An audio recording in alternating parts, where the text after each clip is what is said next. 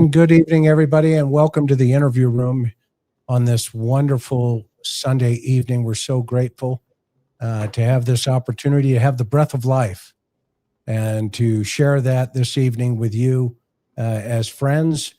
And we're grateful wherever you are in the world for each and every one of you. As you can tell, I have my dearest friends here. We've got Dr. Gary Brucato. If you're not familiar with him, then you're going to be by the time this is all over. He is the author of The New Evil. He is also not only a scholar who has studied mass murder with the largest data set in the world of over 119 years worth of data, but he's an amazing human being, and you'll be able to read his complete bio down below. And then, of course, over in the upper right-hand corner, it's almost like Hollywood Squares here, is Sergeant John Lamb, retired homicide sergeant. He was also one, I had the opportunity to work under his tutelage many, many years ago. We've done a couple things together. And both of these gentlemen are amazing authors. And I have their books. They're right behind me. So give me 30 seconds. And while I'm grabbing your books, John, Gary, introduce yourselves and tell everybody how you're doing. Gary, why don't you start? Oh, you go, John, please. Okay. Hi, everybody. If you haven't been here before, my name is John Lamb, and it's a privilege to be here in the interview room. And I'm sorry that my dog is barking. So I'm going to turn the microphone off for now.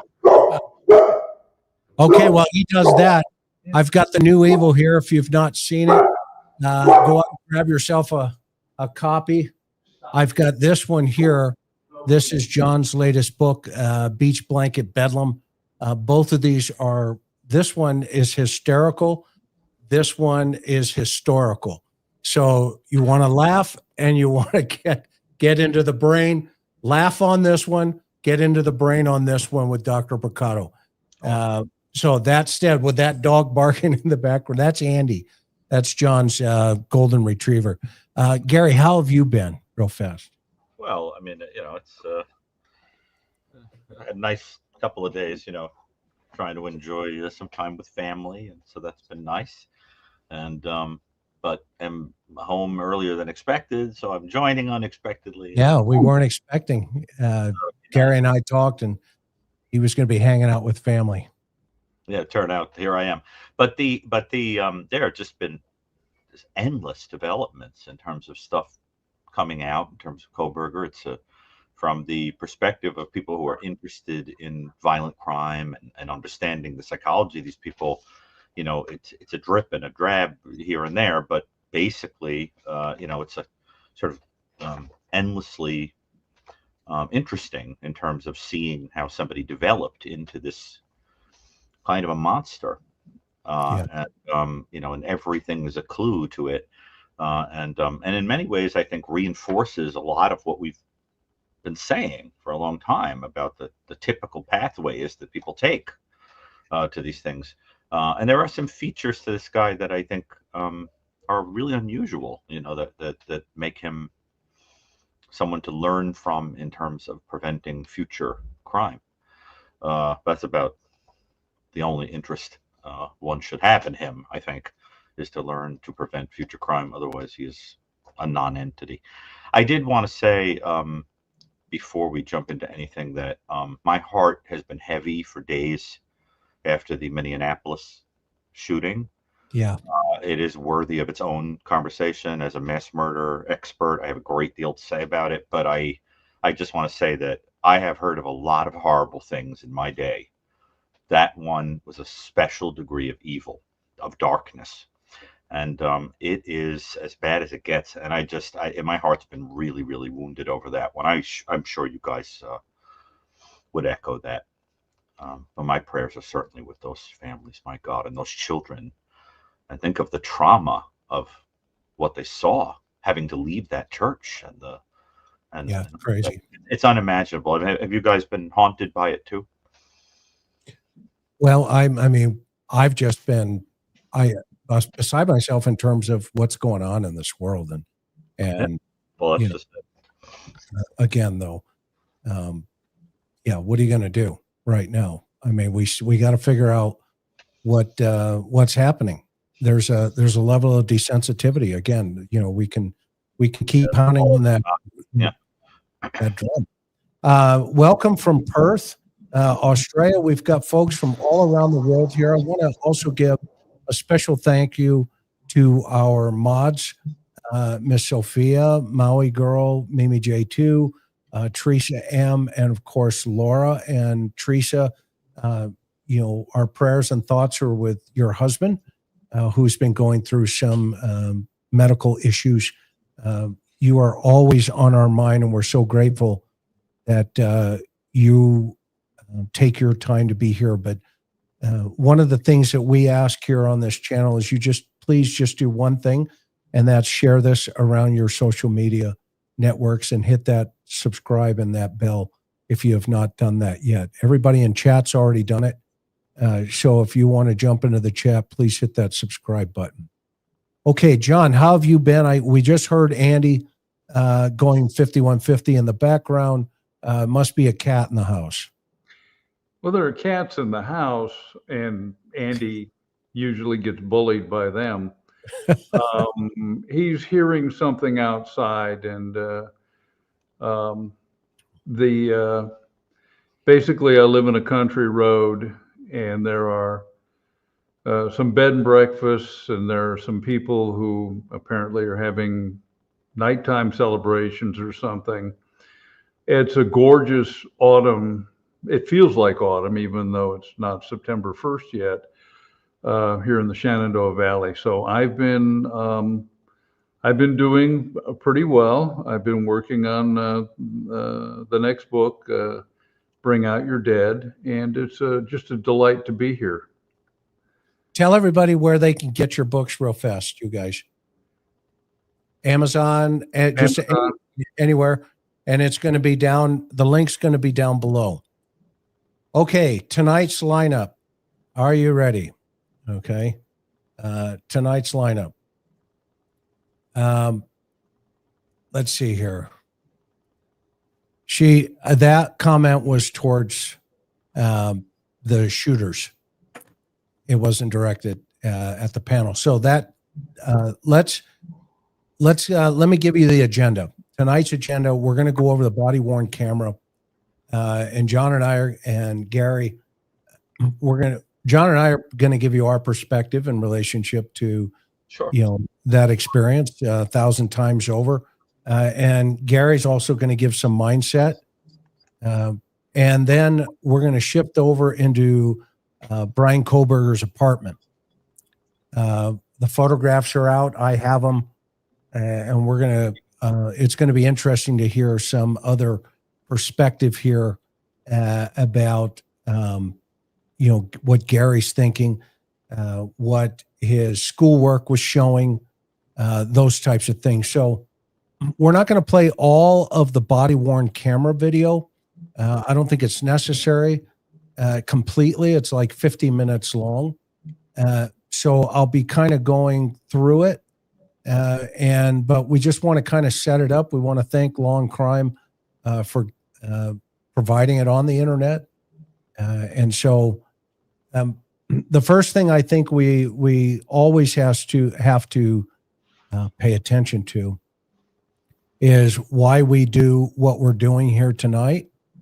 And the four victims, Ethan, Maddie, Kaylee, and Xana, all of our shows are focused on victim-centric, but we forget about the other victims that survived this. Bethany, Dylan, Hunter, all of those kids outside, and of course, Ethan's brothers and sister, all of these college students that went to college, and now those life experiences have forever changed their way of living. And so the call for service this day was an unconscious female, non-responsive female. So the patrol officer who is taking off in this situation is showing up with an understanding, okay, that he is in a preserve life mode. You agree with that, John? There's no question about it, because an unconscious female or an unconscious anybody, when that radio call comes out, the presumption is they've either been injured or in a life-threatening situation. Yes. So that said, let's begin. They were in the meeting and I heard them dancing and laughing. Kaylee went upstairs and she screamed because someone's in the room and she ran downstairs. And I kept calling her name and she wouldn't answer. And then I saw the guy. I just walked the door and I ran downstairs. We don't know what's going on. Just come here. There's two. Looks like fatalities. I heard her scream and she ran downstairs because she saw someone. That's what I'm pretty sure she said. Someone's here, and she screamed and just ran downstairs. And I called for her name, but I jumped up and locked my door because I was so scared. And then I heard someone in the bathroom, and I heard her crying, and I heard some guy say that you're gonna be okay, I'm gonna help you. And I kept calling her name, but she wasn't answering. And then I opened the door for a second, and I saw this guy, and he was not insanely tall, but he was wearing all black and like this mask that was just covering his forehead and his mouth. Well, get into town. We've got a quadruple homicide. Okay, so let's talk about the trauma response. First of all, Dr. Brucato, tell the audience about a trauma response. What, in your clinical experience, how do people react? And is there any single reaction that you would call correct or incorrect? Not commenting on this particular reaction, just generally speaking, there really is no rule. I have seen both over and under reaction emotionally. So what you can see is people who become hysterical and frightened and are impossible to control because they're being flooded with emotional experience. And there are people who become numb and flat and detached, and there is a huge mismatch between what is happening and the way they are acting. And there are people that show a mixture of that. They hold it together, and then under, you ask a seemingly random question and they explode, or they contact very suddenly the feelings.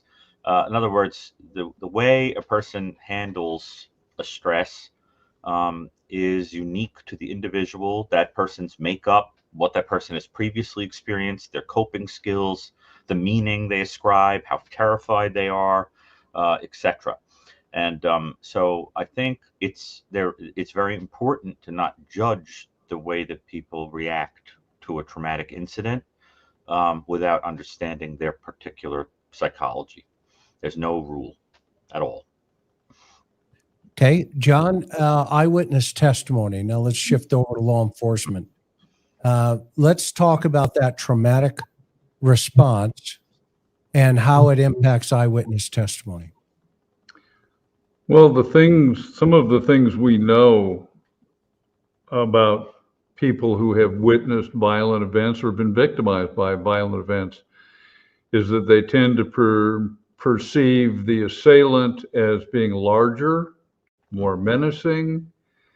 If there was a gun involved, they're going to say it was a 44 Magnum when almost inevitably it's going to be a 22 revolver or something. There tends to be an exaggeration or accentuation of, I don't know, the visual and audio input. They'll perceive things as being louder. So across the board, yes, we may get a skeleton of what actually happened, but we're not actually going to know unless there are multiple witnesses that when they're interviewed individually, there seems to be a consensus. Outstanding. So now we're going to go into the mindset of the officer. So we've got some mindset of people on the scene. The officer hasn't seen them. He doesn't know what he's going into.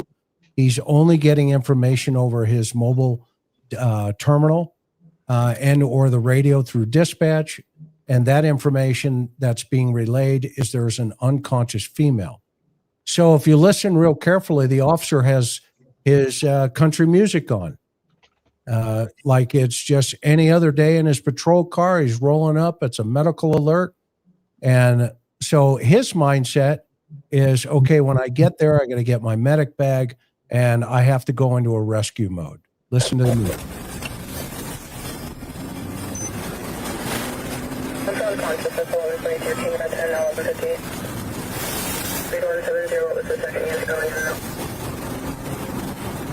Well, here's the music coming out of the call. Multiple people on the phone tonight saying that one man on scene is passed out, not waking up. Believe they got drunk on site. The state something about a male being in the room with them. Trying to get further.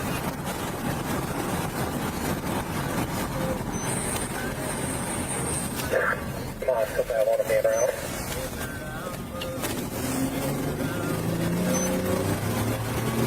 When I copy that 20-year-old female, unconscious, trying to get further.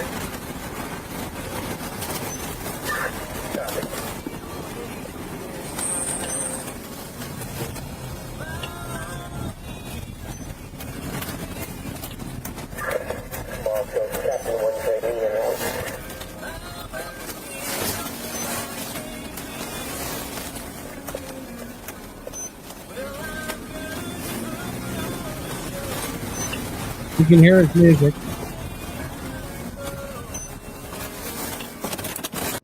Okay, a couple of things to keep in mind here. This is just a regular day in Moscow, Idaho. This officer has no idea that in less than a minute and 34 seconds, one of the largest quadruple homicides in the state of Idaho is about to take an international attention to the front. John, what's going through your head watching this as he's coming in? All right, let me just clarify to begin. Is the original radio call broadcast of an unconscious female? Yes. I'm guessing that I'm a little disturbed by how casually he's running, because we often rolled to calls like this in the city we worked in. And we learned very early on that unconscious can mean fighting for breath, could be injured, could be the victim of a fall. So I saw a comment, no sirens. Well, that hour of the morning, you likely wouldn't need lights and sirens, and it wouldn't. There's very specific rules for employing the overhead emergency lights and the siren. This wouldn't merit it, but you can certainly, what we used to call, drive code 2.5. So you're not running code 3, but you are going there quickly, because somebody's saying that somebody's unconscious. Well, you're relying on likely a witness that can't tell you the medical condition. So it just seems to be a very casual response. Okay, Would you agree, Chris? Yeah, he's just like, okay, I got a medical alert here. I probably have Narcan. It could be an OD. It could be alcohol poisoning. And the list just goes on. But I also don't. And by the way, he's like 22, 23 years old, young officer, never been to a homicide scene in his career, because they haven't had a homicide in Moscow for at least 7 years previous to this. So he has no idea what he's rolling up to. But there are going to be some signals as soon as he steps out of the car.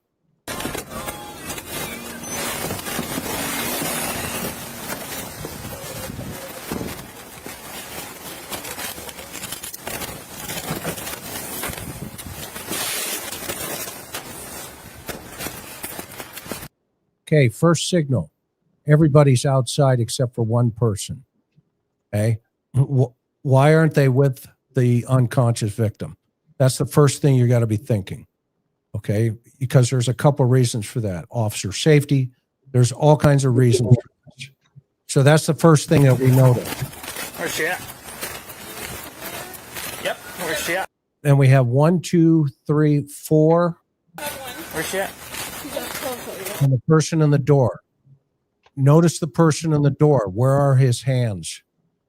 John, what kills you in law enforcement? The hands. You always got to watch the hands.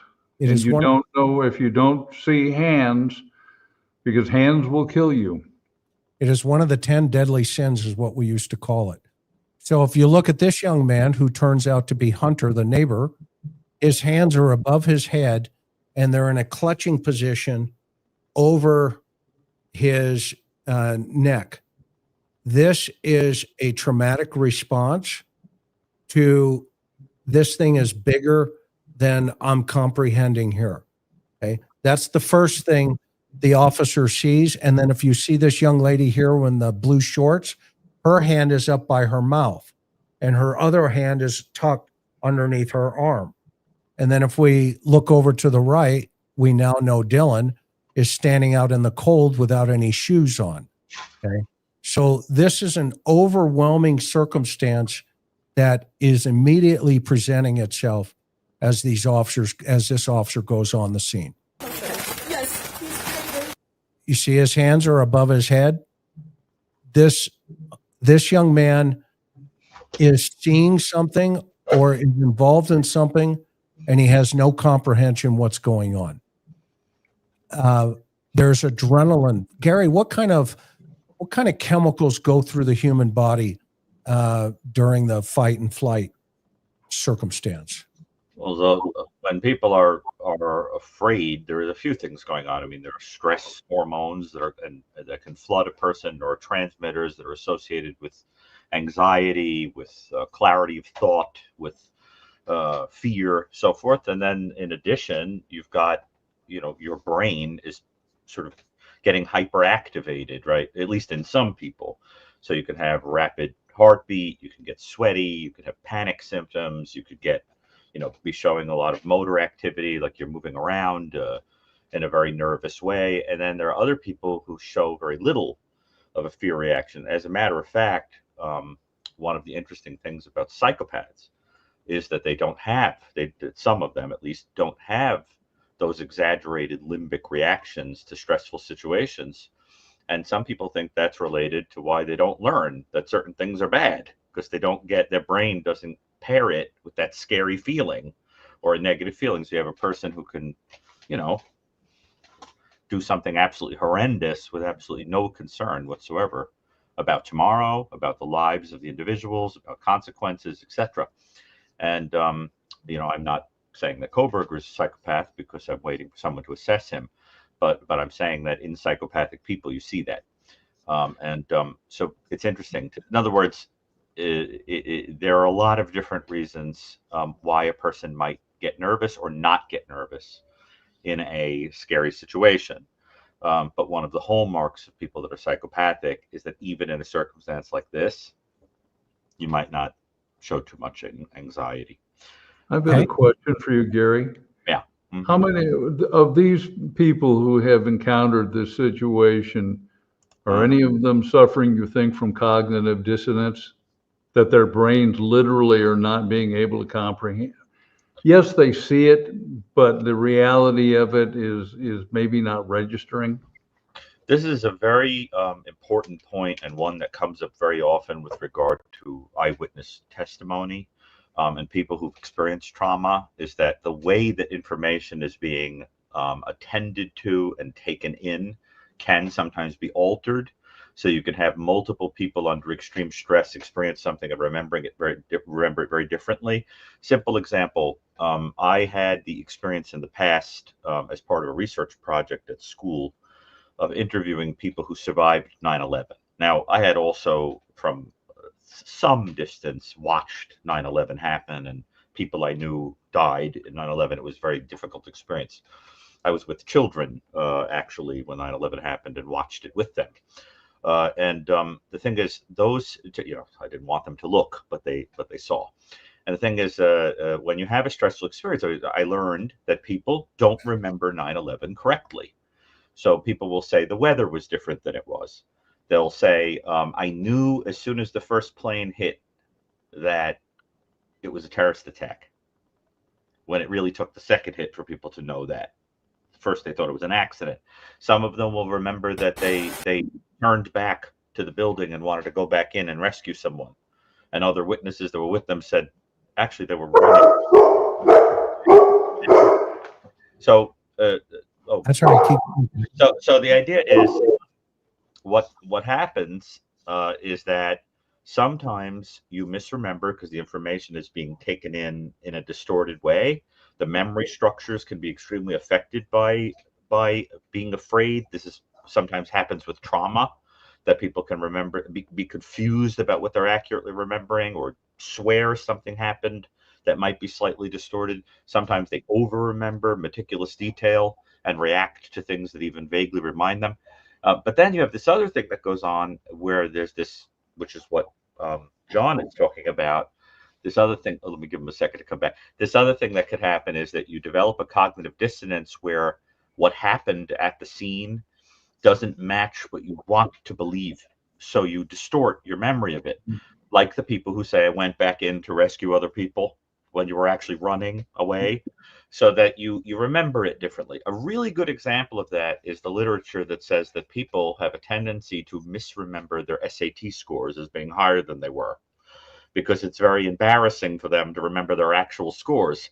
So they do studies where they'll ask people, what was your score 20 years ago? And they tell you, when you look at the actual score, it's grossly inflated, so that we bring our memories in line sometimes with what we want to have been true. So these things all come together to be problematic.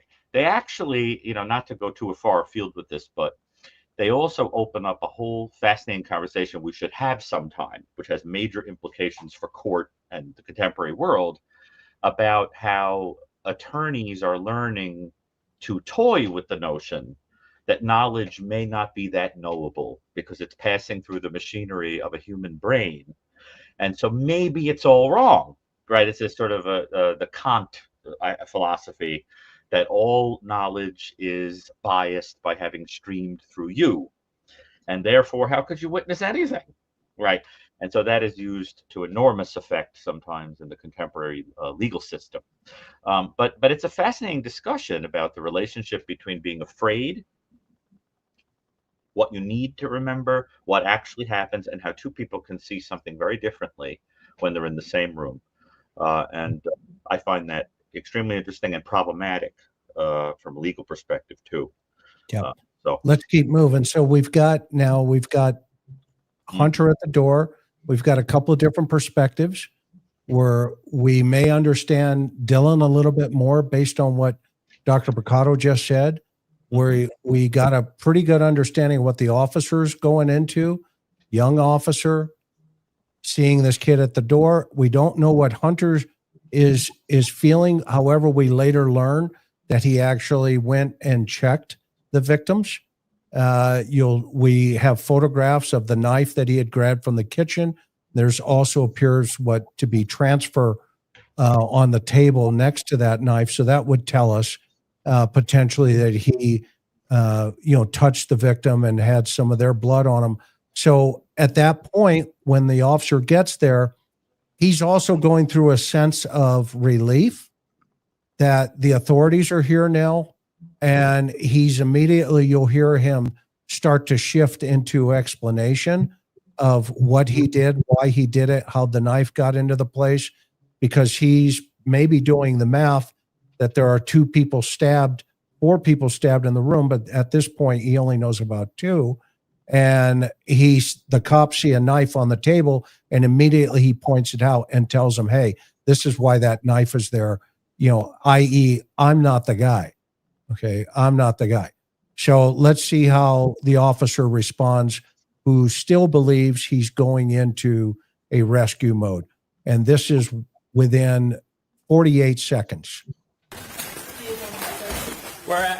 Up here? Up here. We got a call from them that someone, they were looking for the animal, and I just came in checking in here, and you can write this down. check to see if she was real, if she's...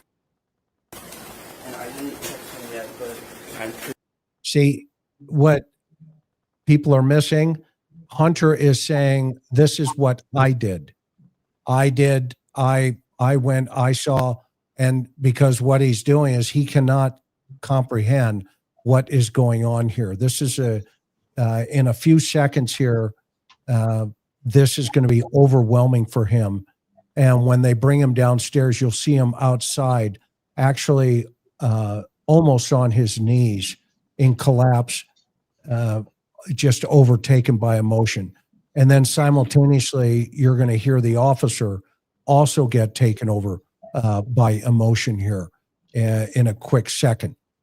Now, go ahead, Gary.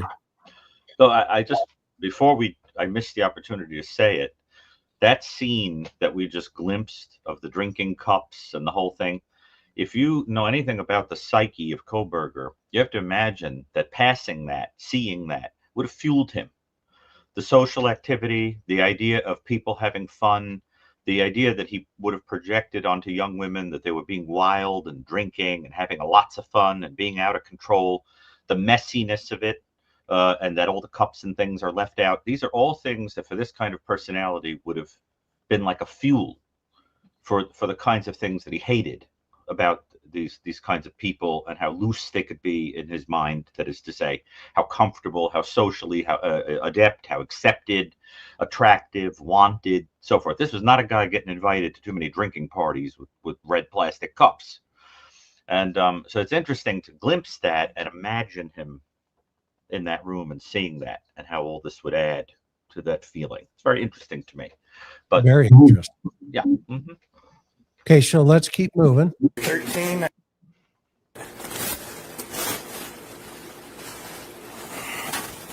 Okay, get back.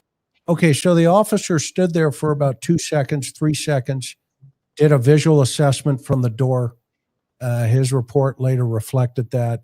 And immediately he's telling this young man, okay, get out.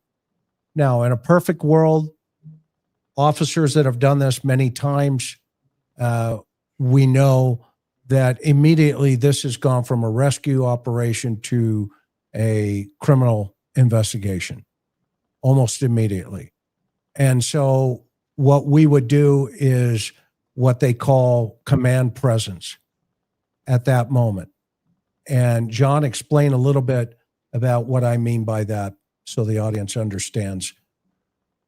Well, when you arrive on a scene where you've discovered that you're now in a crime mode, in this instance, a homicide, the very first thing you need to be concerned with, aside from the issue of locking the scene down, is beginning to assume control over the people who are there.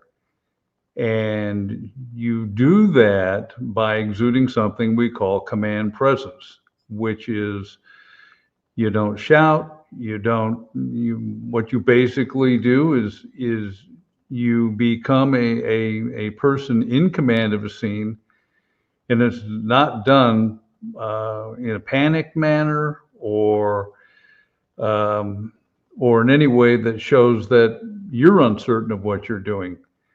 And so in this instance, we have a 22-year-old rookie and confronted with a situation that he wasn't anticipating, and likely nobody would have anticipated in Moscow. And this is one of these situations where in my academy, I was taught you learn to act. You learn to actually perform. And what you're doing by part of this behavior of assuming control over the witnesses and everybody is you're beginning to lay a foundation of asserting calmness and control over the scene. Yeah, and to dovetail on what John's saying is immediately you want to take control over that scene. And like he said, okay, get out to this young man, to Hunter. And what the next piece of this puzzle then should immediately be other life. Are there other things going on in this house that I should be aware of? And so he tells him, okay, get out, go back over there. But what he should have done, and I'm not Monday morning quarterbacking him. I'm only speaking from experience and training law enforcement officers on doing what I'm about ready to say. Okay, so we come to the table with authenticity and experience. What he should have done was say, okay, you need to go downstairs, wait right outside, do not leave. Do you understand me? Yes, sir. Okay, let's go. I don't know if they're still in here or not. I grabbed them. They're like 1370. But you see, he turned around and he went back into the room to tell dispatch that he had a homicide on his scene. But he's trying to break radio traffic here. At the same time, he should have been on the radio telling the inbound responding officers he had a 187, which we used to call it. We had 1144 187 here, and I need you guys, the first responding officer coming in, to shut the scene down outside. I have witnesses outside, and I need another officer in here to clear this house. Okay.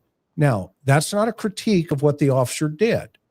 That he had the training, there's no question about it, but unfortunately, he didn't have the experience. And that experience would tell us, when people are when people are saying he should have gone upstairs right away, well, yeah, that's correct, but he had never, ever experienced this.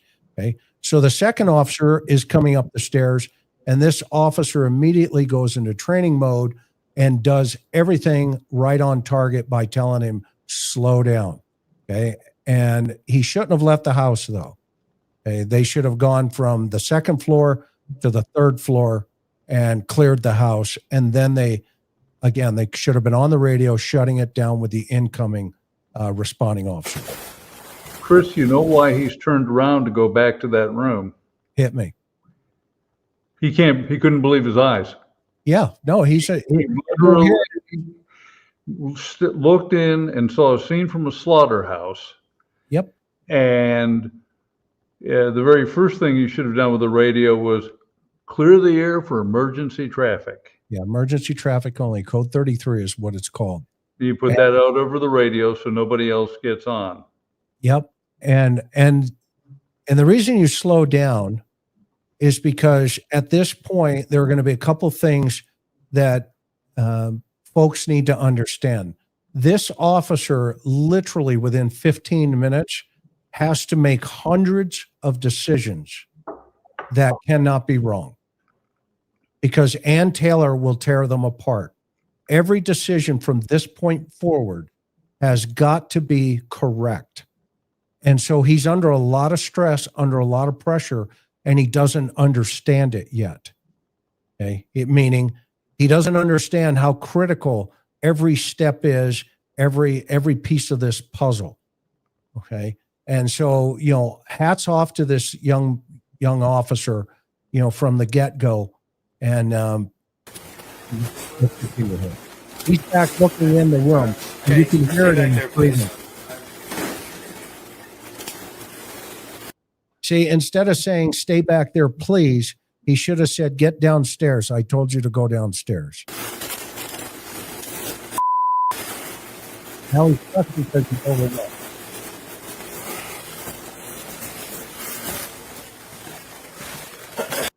We used to have a philosophy, and if you look at Hunter now down at the edge of the stair or down at the hallway here, he's got his hands up over his head again, because he had just gone back into that room, and that's a mirrored behavioral response from this.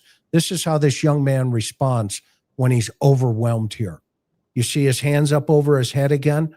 Okay, he's in fog mode. He's completely trying to figure out: is this real? Is this fake? What's going on here? Okay, and he's protecting his head from a blow.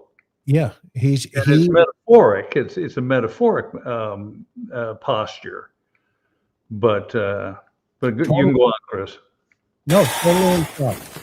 Now the other officer. Slow down. Slow down. Just come here. There's two. Looks like fatalities. Okay, so what's happened, John, what do you think is happening here? Because the two officers now are completely focused on the room where the two fatalities are, and they're leaving Hunter behind them. Okay. And that's to the point that I was trying to make a little bit ago. Always send him downstairs, say, do not leave, get downstairs.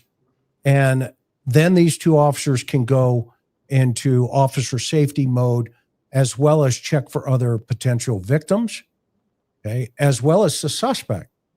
You don't know if the suspect's hiding upstairs because you don't know the totality of the circumstances. I mean, we do. Yeah, you don't know the attack's over with. Yeah, we don't know what's going on upstairs.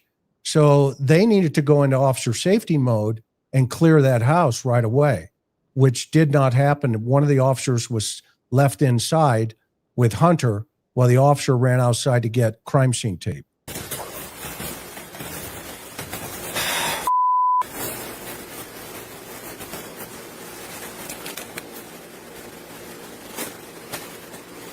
Dude.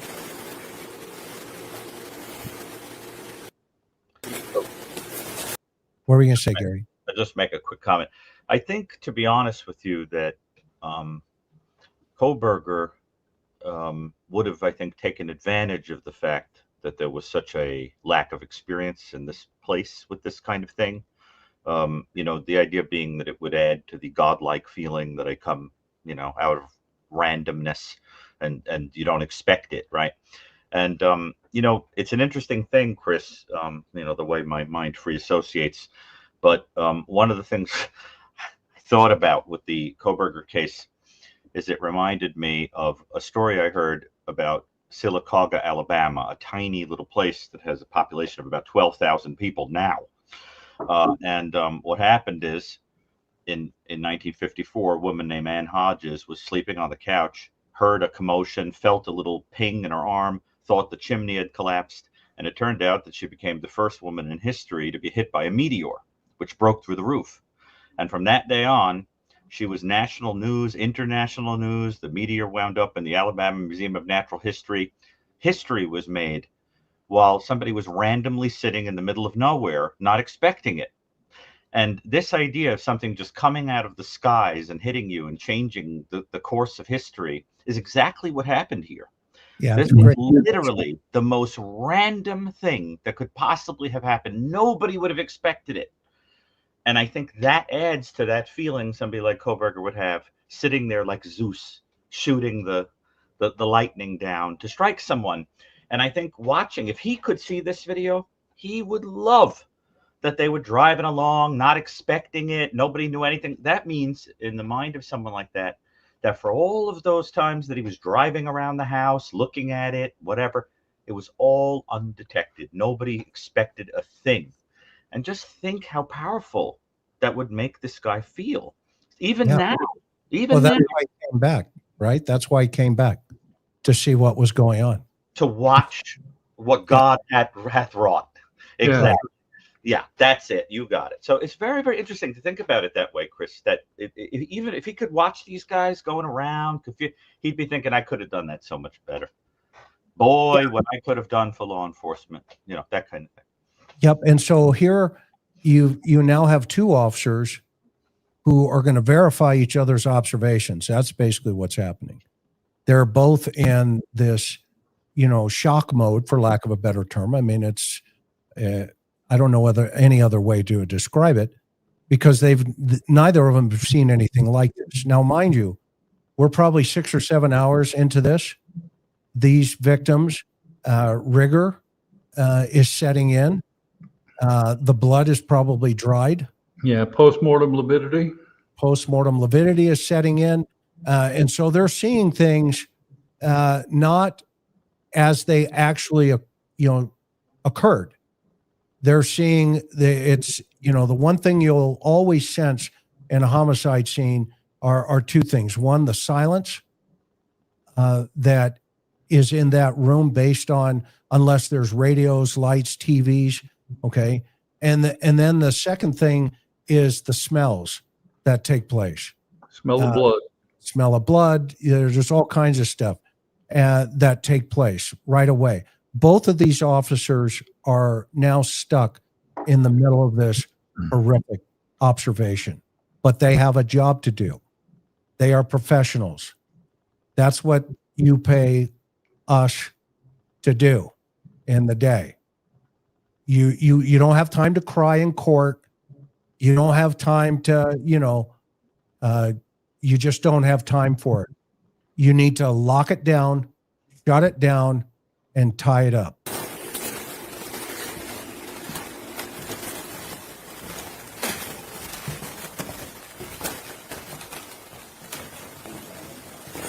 All right.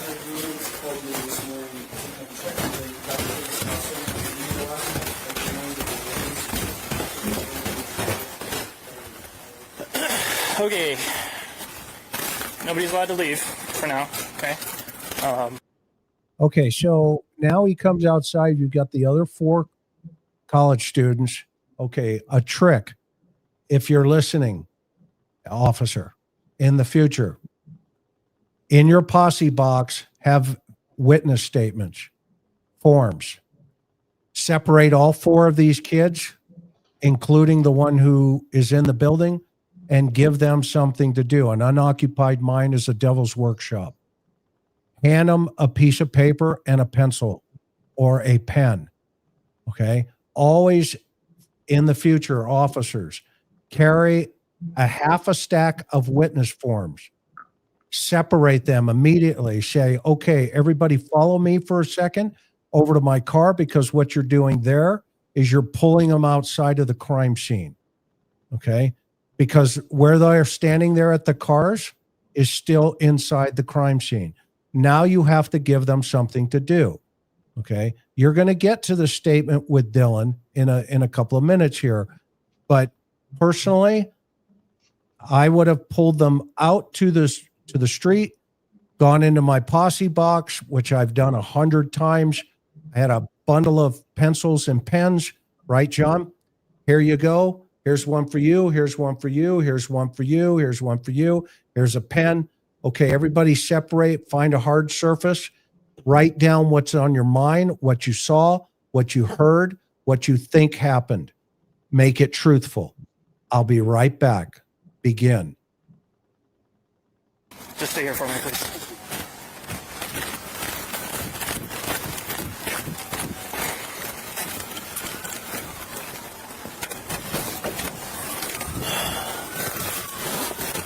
You can hear the cover units coming in. You can hear the time.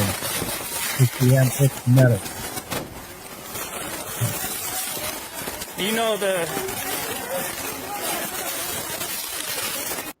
So this is organized chaos is what's going on right now, right, John? Yes, it is. And I was going to add something else as this young officer, and yes, he's overloaded, but you've got witnesses standing outside in a state of undress. That's where you also need to begin to be concerned about how you're going to keep them warm.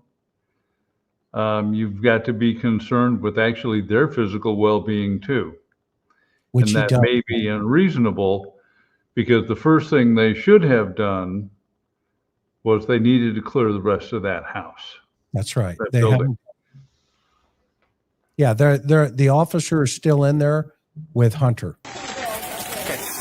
And Chris, the other thing is, when you leave a bunch of people together where one of them is a witness, Right. they talk to each other and they corrode and change and shape the Right. way they remember a thing, so that by the time some time has gone on, they'll say, actually, I do remember it that way. Yeah. Actually, I don't remember that. You're right. That kind of thing. And that's a problem also. The more time people spend not with the witness standing there, writing down what they're saying or whatever. Was there somebody with them the whole time, or they were sort of left? No, they were left there just for that. And that's called the whisper game. Right. And that only comes with experience, though, Gary. Right. I mean, to me, it's second nature. I knew exactly, boom, boom, boom, boom, boom, clear the house. Okay, let's go. You, here you go.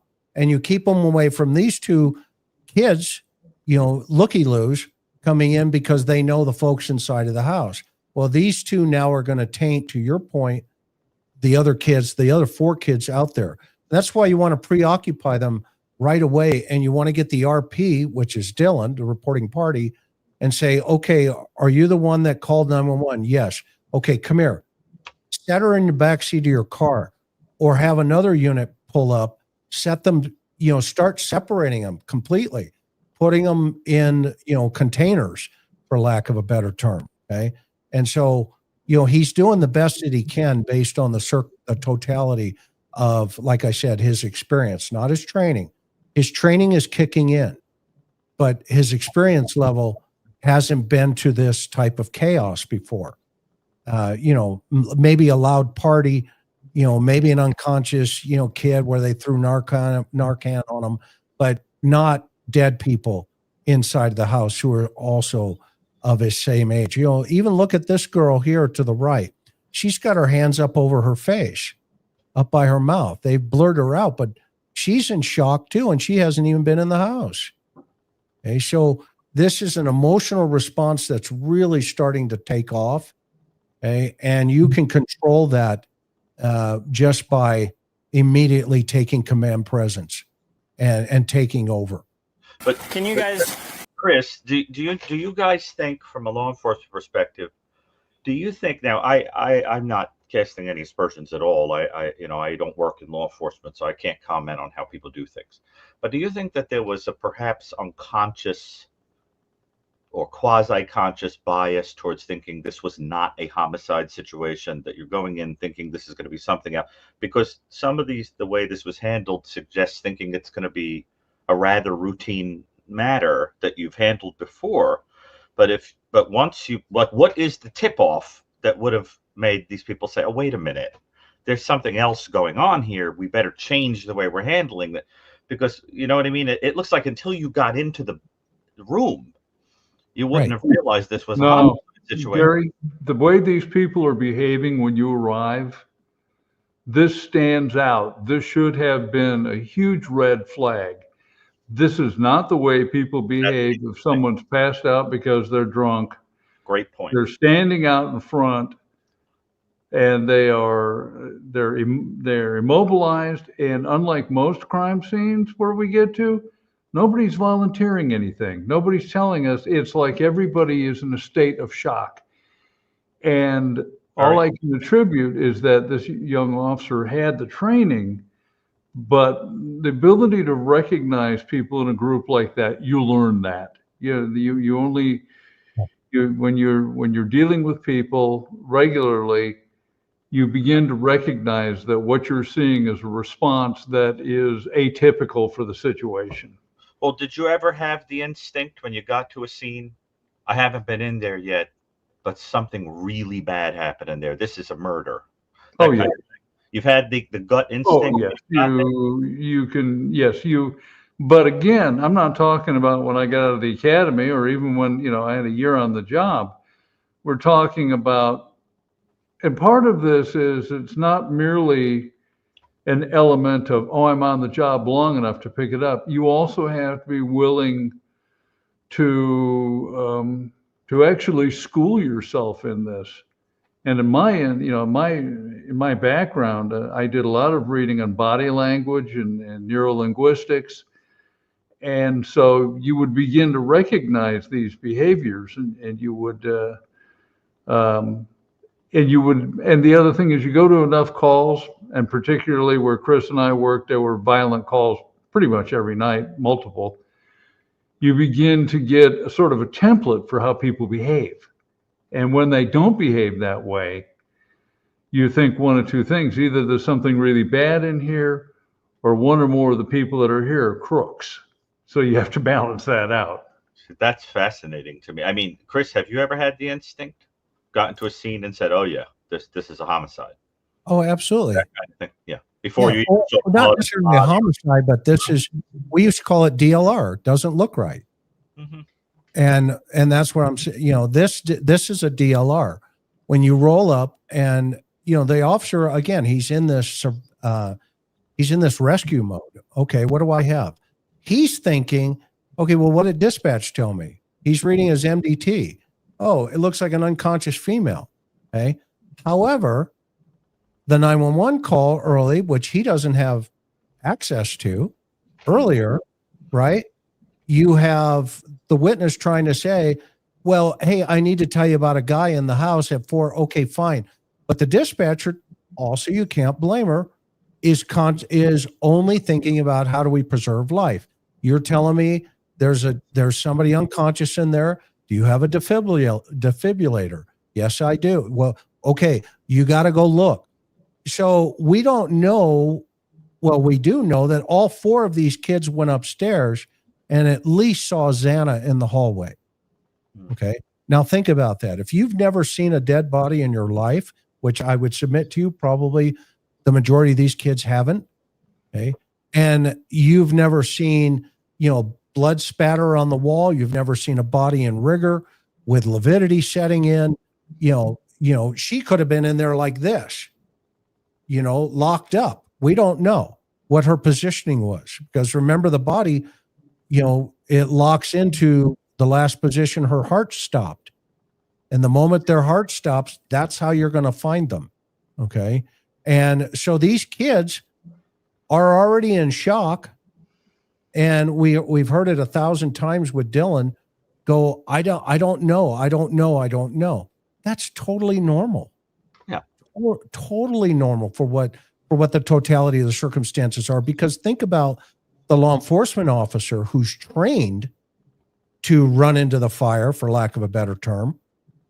And he's at the top of the stairs going, oh, fudge, and they bleep it out. Okay. And so he's in shock, and you can hear his breathing on this body camera to where he can't believe what he's experiencing as well. Okay. And so let's keep moving here. Go over to the dumpster for me, please.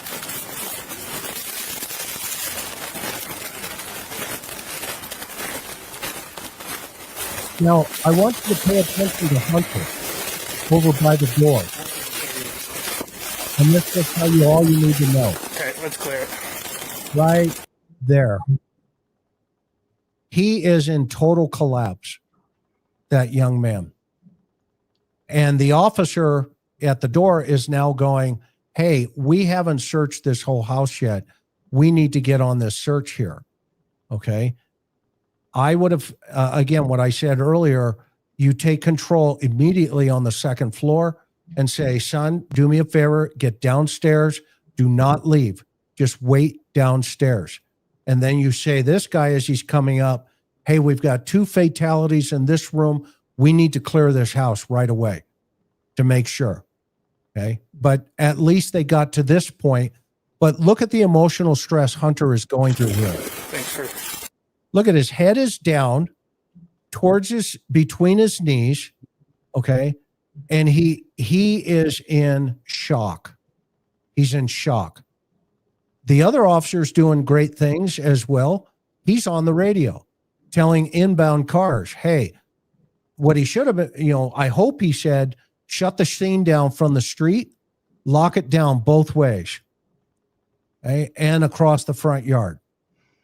Okay. But here he tells the officer, the new officer, hey, I've got a little more experience than you, so we got to clear this house, and you're going to follow my lead. Okay. He's on the radio.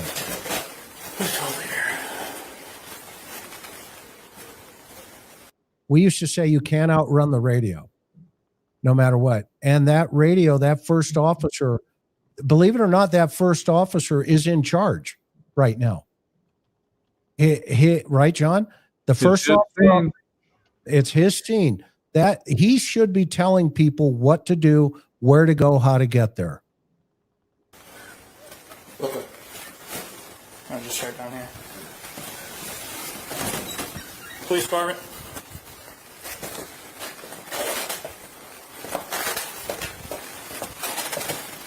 Police department. This is a good, clear, methodical. we think that Kohberger is aware of this or watching it? No, he wouldn't have seen this. Right. So But- is he aware they're there? Well, I don't know. I don't remember the time he was behind the house. But listen to the officer's breathing.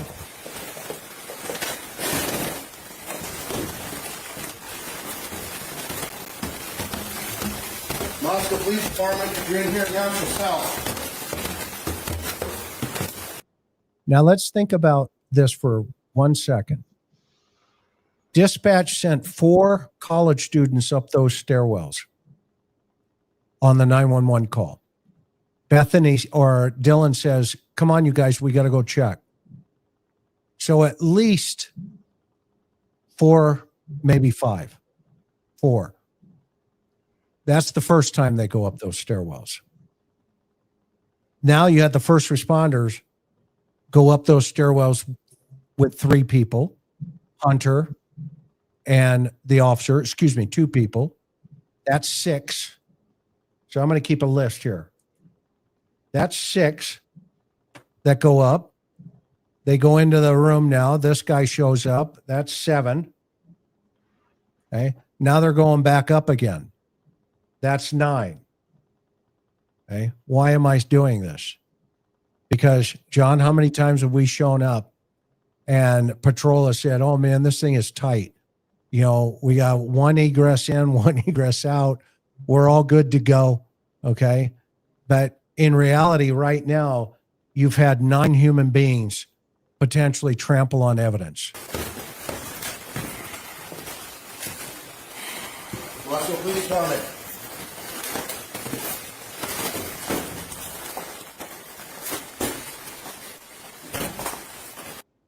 In about 2 seconds, it's going to hit him, and you will hear it on this body camera.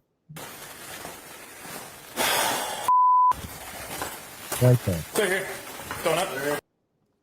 He said a adjective, okay, and we also see the back door is open. Okay.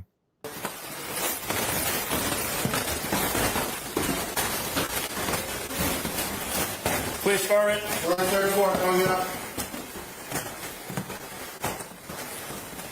More trauma in that room. They're discovering Kaylee and Maddie. Dude. Now the dog underneath the desk.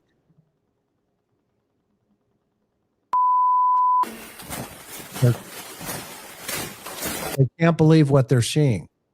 Okay. Now, the correct thing is exactly what they're doing right now. Get out of that house. You verified there's no suspect there. You verified you have a total of 4 victims. It is his responsibility to get out of that house and secure it immediately. John, thoughts? Well, you've already nailed it, Chris. Their responsibility now is they've ascertained that the assailant is not in the building, that they have nobody that has survived the attack, and now they need to get out. And they need to, they also need to advise whoever's coming that they've had a major incident here. They need a police supervisor there because you've got a young officer, and maybe we want to explain how this works as far as the chain of command at a crime scene. When you arrive, irrespective of how long you've been on the job, if you arrive at a major crime scene, you're in charge of that crime scene up until someone of a greater rank affirmatively tells you, this is now my crime scene. And so, and we used to actually, and Chris will remember this, do training with our officers at a briefing where we would talk them through, all right, you've rolled up on a robbery with a shooting and you're the officer. What are you going to do? How are you going to run that scene? I don't know whether that training is done anymore, but we used to do it in the department we worked in. but they need to clear that scene, and they need to clear it now. Yeah, well said. Well said. So you're going to see the sergeant coming up the stairs. I hate to say this. I'm not going to be critical, but go ahead, John. You say what you were going to say before I say it. There's no need for the sergeant to come up the stairs. He has 2 police officers who have told him he has 4 dead bodies. I can understand the sergeant's motivation, and we have been to multiple homicides where we have everybody who wants to be a tourist at the scene. In one instance, we had the mayor show up at a murder that I was in charge of perimeter security, and I basically had to tell him I was going to take him to jail if he came under the crime scene tape, because everybody wants to be a sightseer. It's a shame, but it's true. Yes. And so that's exactly what I was going to say. This officer should have turned and said, Sarge, we got a total of 4, everybody out. You see, he's pausing at that banister because he's in shock. He's in shock. The officer is We're in clear. shock. Let me just secure the outside first. So. Go to the front door. There's the back entry. I was going to. The sergeant doesn't have gloves on. Everything he touches, he contaminates it. What goes in comes out. What comes out goes in. Start taping it all off. Brian's taping the outside off. And he's passing the 2 officers to go upstairs. That's not good. Now, that's number 10 in the house, and we haven't even secured the scene yet. You have 10 people tromping through that scene right now. There's 2 right here. Now he's going to go back upstairs. So we'll call that 11.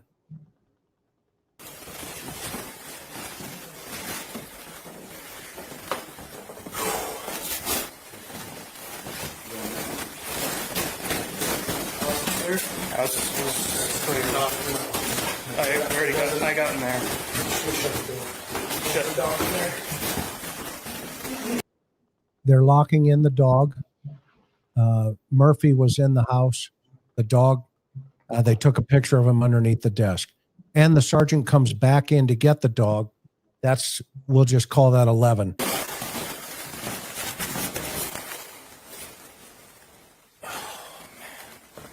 Oh man, you hear him? You can't believe it. And you can't blame him.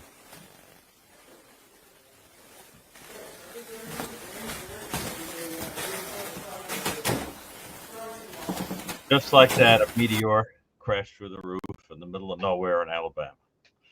Right. See? That's how it goes. Boom. Yes. And it's controlled chaos. For police, this is what they get paid to do. Control the chaos. You don't call 911 because you need a pizza and a dozen cookies. Okay? You call 911 so that when the officers get there, they know how to handle the stress and how to work through it immediately. And then this particular process right now is a no-brainer. You have 4 dead people, get the tape out and start pulling tape and shut everything off. You can always make a crime scene smaller, but once you make it, you can never make it bigger. It becomes much more problematic. So you take what you want at that time. Right or wrong, John? Well, we don't know how big the crime scene is. And you only get really one shot at properly processing a crime scene. And your ability to process a crime scene begins long, long, long before there's a murder. It begins with training your officers so that they know in advance. And yes, I understand that Moscow hadn't had a murder in years, But simply because you haven't had a crime doesn't mean that a crime is never going to occur of that scope. And so we used to hammer it into the brains of our officers how to behave at a crime scene in advance, because you can't do it at the scene. And this is where the training becomes a form of mental muscle memory, that they move into this mode and do things almost automatically. Yeah, and this is a really good point. Thank you for bringing this up. About the pros and cons of telling them, letting the kids call their parents, their friends, their texting. In this day and age, with technology, modern technology, within 2 seconds, the information can flow, from the crime scene to out there. And it started at 4:00 in the morning. The information was flowing. Okay. So at this point, the officer now has to make a couple of decisions, and let's keep moving. Going to look one more time. Now he's going down the hill.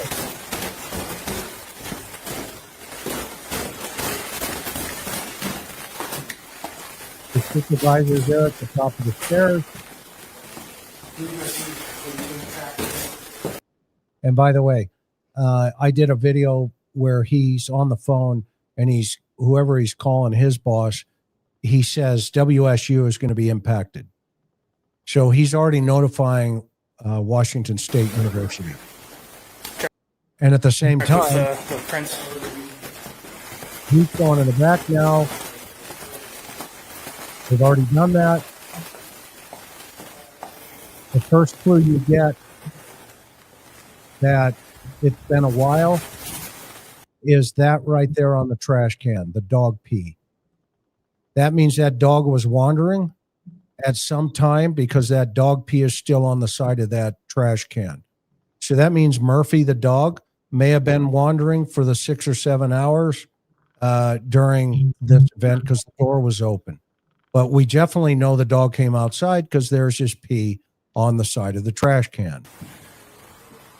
You can clearly see that's dog pee, and that's Murphy. We can also see shoe impressions in the snow. Yep, right there. Looks like they're going. They're not coming. There's a backpack there, which later turns out to be nothing. The door, you should not touch the door. You want to leave the door and you want to measure, you want to measure the opening of that door. And believe it or not, you could have actually taken Kohberger. You could have had him turn sideways and you could have measured him. Could he have slipped past that door? Or was he carrying something? Did he slide it open? And that made, him slide it open a little bit wider. Okay. So all the minutia details now start coming into play. The sad part, in the reports, the officers shifted from downstairs point of entry to this sliding door. They created a log of inbound, outbound to this sliding door till 9:00 that night. That was a mistake. That was a mistake. Because this is the inbound and outbound for the suspect. And around 9:00, they shifted to the front door. Or around 5:00, they shifted to the front door. And so right now, we've got at least 10 people have gone through this crime scene. We're counting them. And at 5:00, you get the district attorney, you get 2 district attorneys, you get Payne, the case agent, and you get ISP, Idaho State Police, show up with their evidence team, and they're all going to go through a walkthrough. So now if I add 5 more, that's 15 more people, or a total of 15 people now that are going to go through there, okay? In the future, Mr. Thompson, okay, stay the heck out of the homicide scene. Stay out of it, okay? Because what you brought in could have been hairs, could have been fiber, could have been anything. In fact, there's one picture up in front of Kaylee's bathroom where there is a leaf on the ground. And those of you who are YouTube sleuths, you can go up and see it. I've seen it, and we'll talk about that maybe later. But there's a leaf in front of her bathroom. My question is, did the suspect bring that in, or did the DA and the rest of his team bring it in? Okay. This is no longer an inbound, outbound situation. This scene now belongs to one detective assigned as the crime scene manager and the evidence team. That's it. That's it. John, thoughts? Well, I look at the video, and when we came into the kitchen and we saw this door open, my instantaneous thought was, there's your point of entry or point of exit, possibly both. And we can see the screen off down there, but even before I saw that, it's winter time in Moscow, Idaho, and that door is standing open. My first thought again was, this is where your killer entered or came out, both. Most definitely. And then what about the dog pee? What's your thoughts there with the dog upstairs? Well, I think you nailed it. You pointed out that the dog had been free in to wander for hours. It was probably used to going outside, so it, followed its habit of doing that and then returned to the residence. But I'm stunned. Chris, we've walked into murder scenes where we look and say, this is how he got in. Yep. And so, Gary, again, I don't mean to sit in judgment. These are folks that don't have our experience investigating murders. And it's not just murders, because our paramedics were so good in what other places, assault with deadly weapons that would have turned into murders, didn't. We went to so many different violent crime scenes that it came to the point where for us, it was like reading a book. You could just walk in and go, okay, I recognize this plot line. And nobody has mentioned the dog pee on the side of the trash can there. These are the minutia details. It was like when I walked up the street and I looked over and there was a glove. This pee, as maybe folks would think, well, it's irrelevant. Okay. No, it's very relevant. Also in the toilet upstairs, okay, is also urine. While everybody's concentrating on the little basket next door, the bucket with the obvious blood on it, did anybody notice the urine in the toilet? And if so, did they test it? Remember the Garcia case, John, where she was cut up down on I think it was Tremont Street. I did the scene down there, and I had Cheryl with me, and I told her to wipe a turd in the toilet. Get a swab of that turd. Okay, it ends up being our guy. Okay, and she was like, "Chris, are you serious?" I was like, "Dude, you got to know Cheryl. If she's in the chat, I'll bring her up." But Cheryl, Joycey, John's ex, his wife, who John's a widower, she passed away. These women were so smart, and they were so good at what they did. It was amazing. Now, why is this significant with the dog pee? Okay, well, because remember the story about the dog going outside to pee with Maddie, and there was a creepy guy in the back. Okay, maybe the dog didn't. Maybe the dog was sensing something that he doesn't even go past the trash can. We don't know, but dogs are really super great witnesses. Trust me, they're super great witnesses. But that can establish, some type of pattern of circumstance. that's taking place here. And the same thing with the urine in the toilet up in the bathroom. Okay.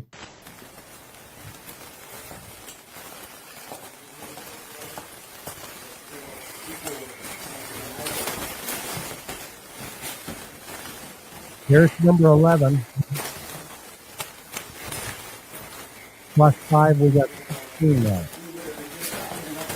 And he's going back upstairs, we got 17. There's nothing else out there. Do you want me to go back there and start? You see, even this officer's trying to figure out, how do I tell my sergeant to get down by telling him there's nothing else upstairs. IDing people. See, the sergeant ignored him and went upstairs. That's a big no-no. Go ahead, John. You and I both know that not everybody with 3 stripes, and I'm not saying in this instance, we had sergeants that were utterly unfamiliar with murder investigations. And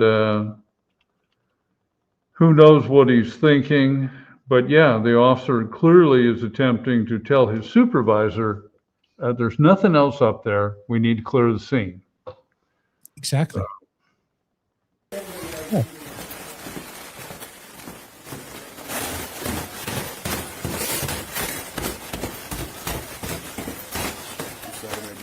Okay, I'm going to start IDing all of them.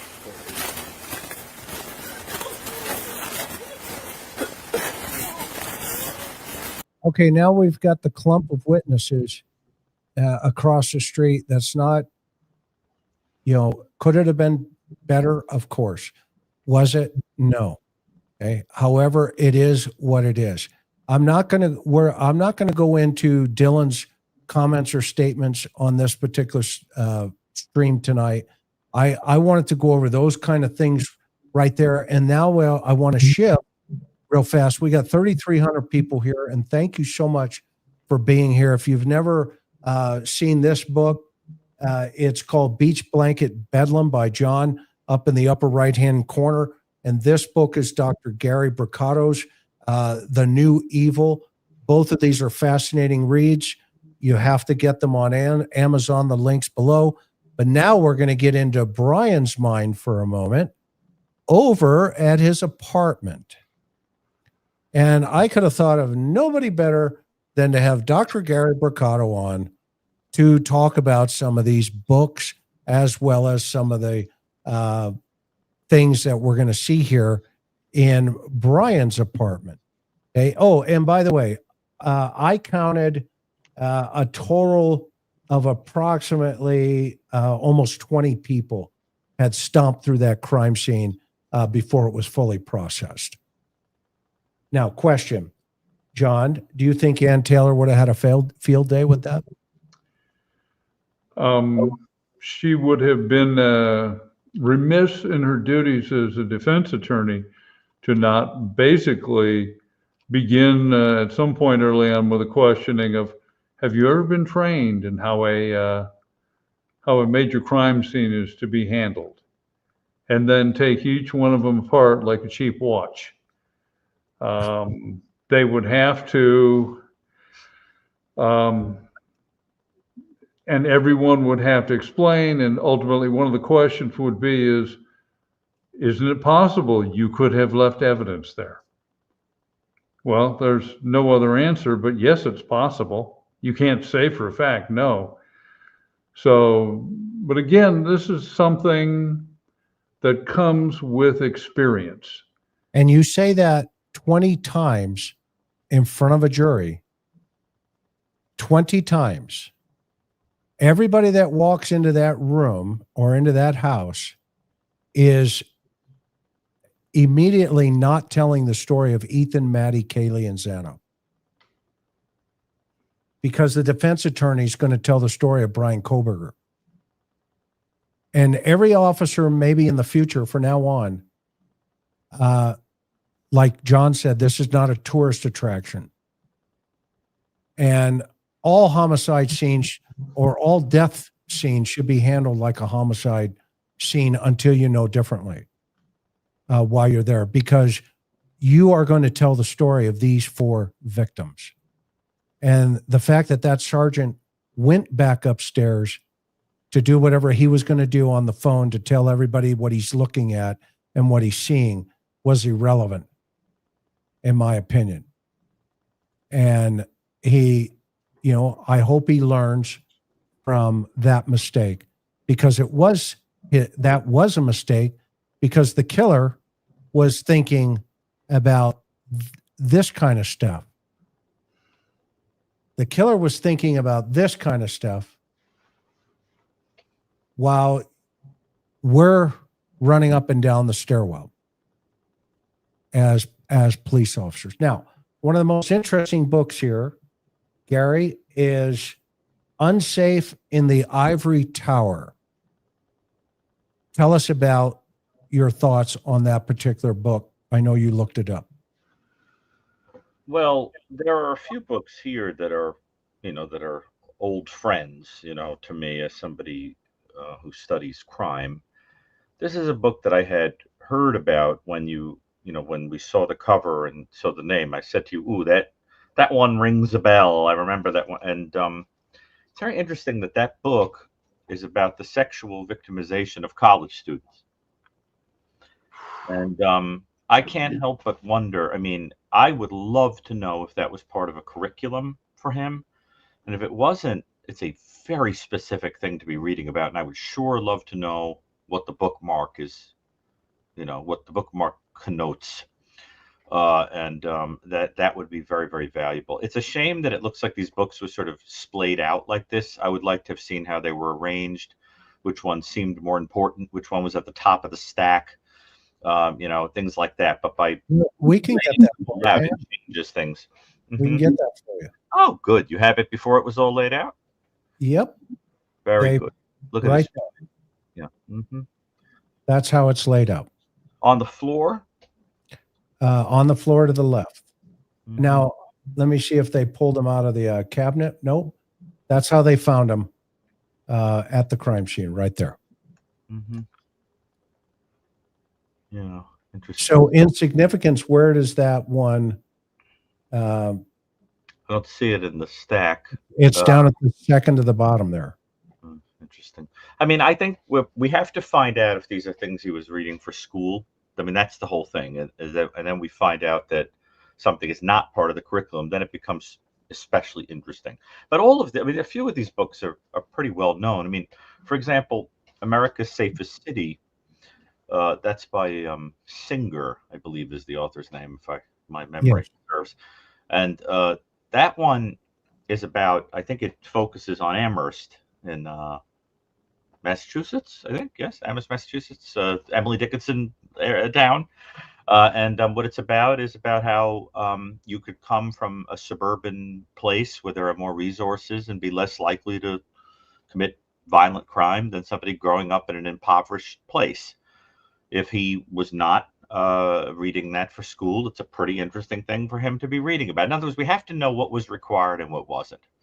But I just think it's so interesting to get to the bottom of that. Now, are these papers that he was writing for school? Well, these are research topics that he was submitting to his professors, and these are professors' notes on them. Notes on the documents. Can you enlarge them so we could see the topics that he was writing about? Yeah. Let's see. Can you see that? Theoretically important offender decision-making, emotionality, and burglary with theft, material gain in the end. And we know that burglary was an old friend to Kohberger by this point.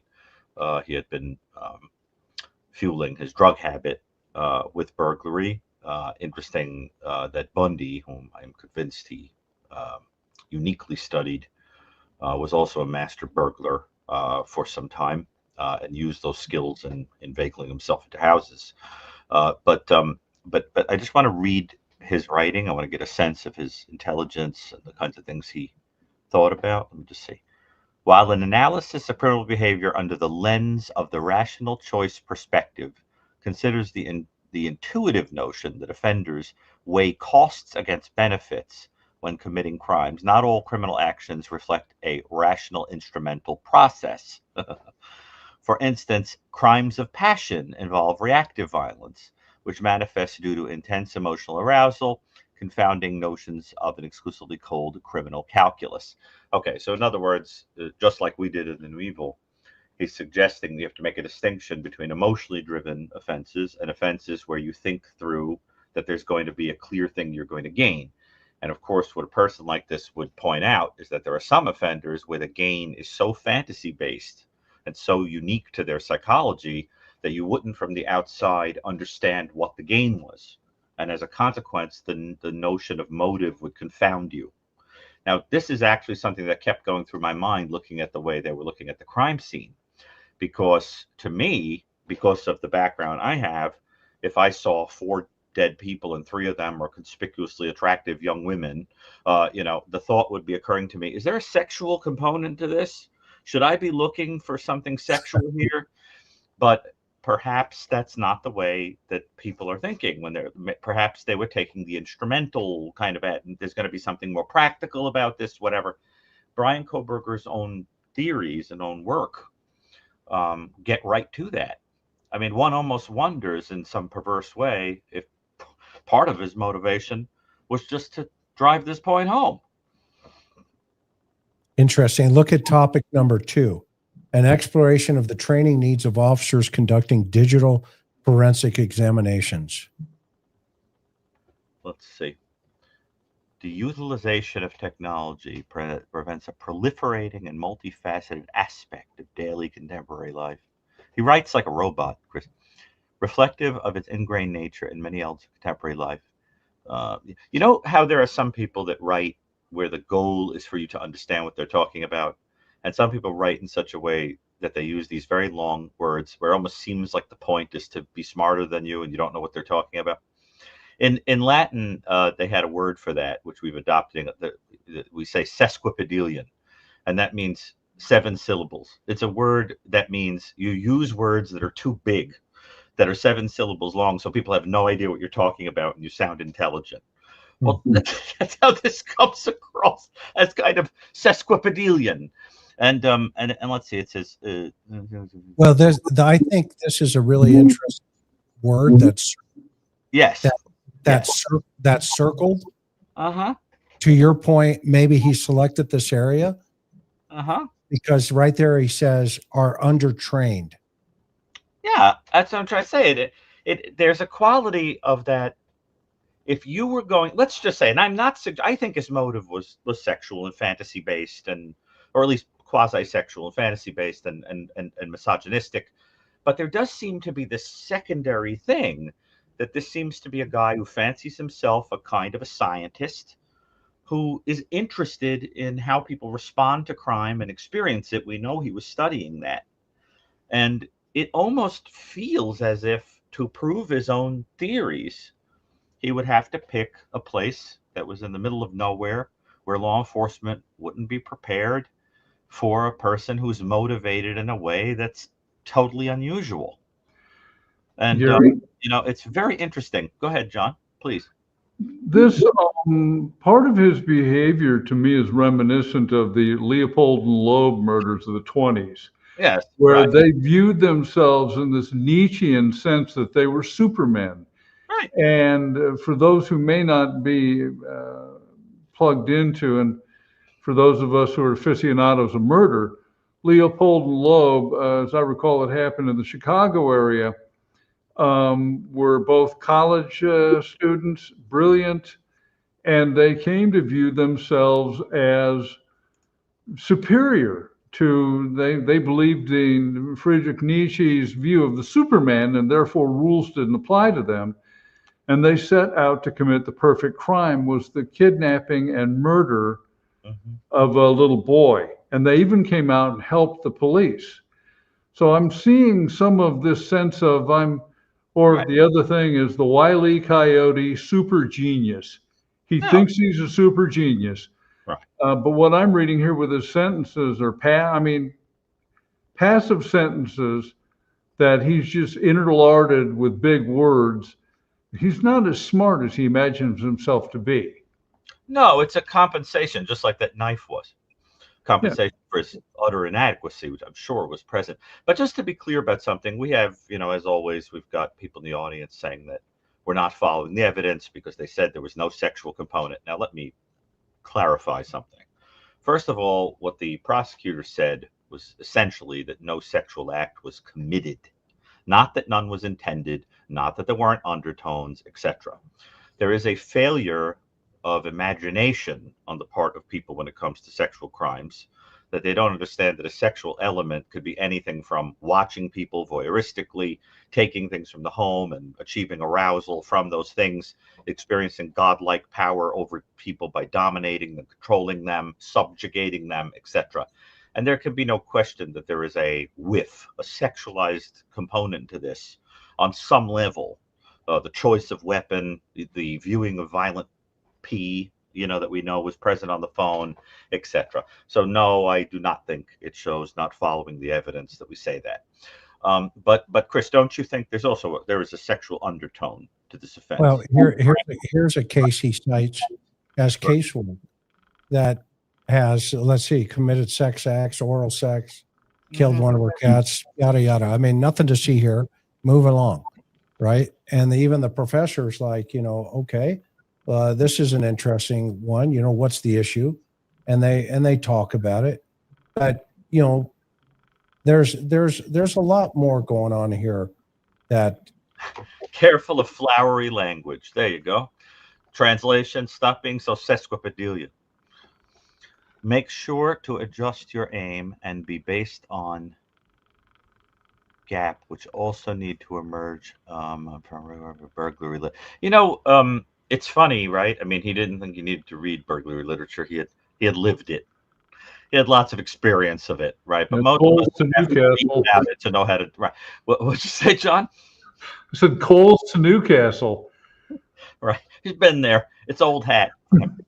But let me just see. I want to see. Did you notice also the carelessness that sometimes shows itself, like a word that's inserted, and like the word imminent is inserted carelessly. So see, it starts out that it's sort of written fairly well, and it's whatever, and then you start to see that deterioration. Same thing happens at the crime scene. Same thing happens when we look at his home, right?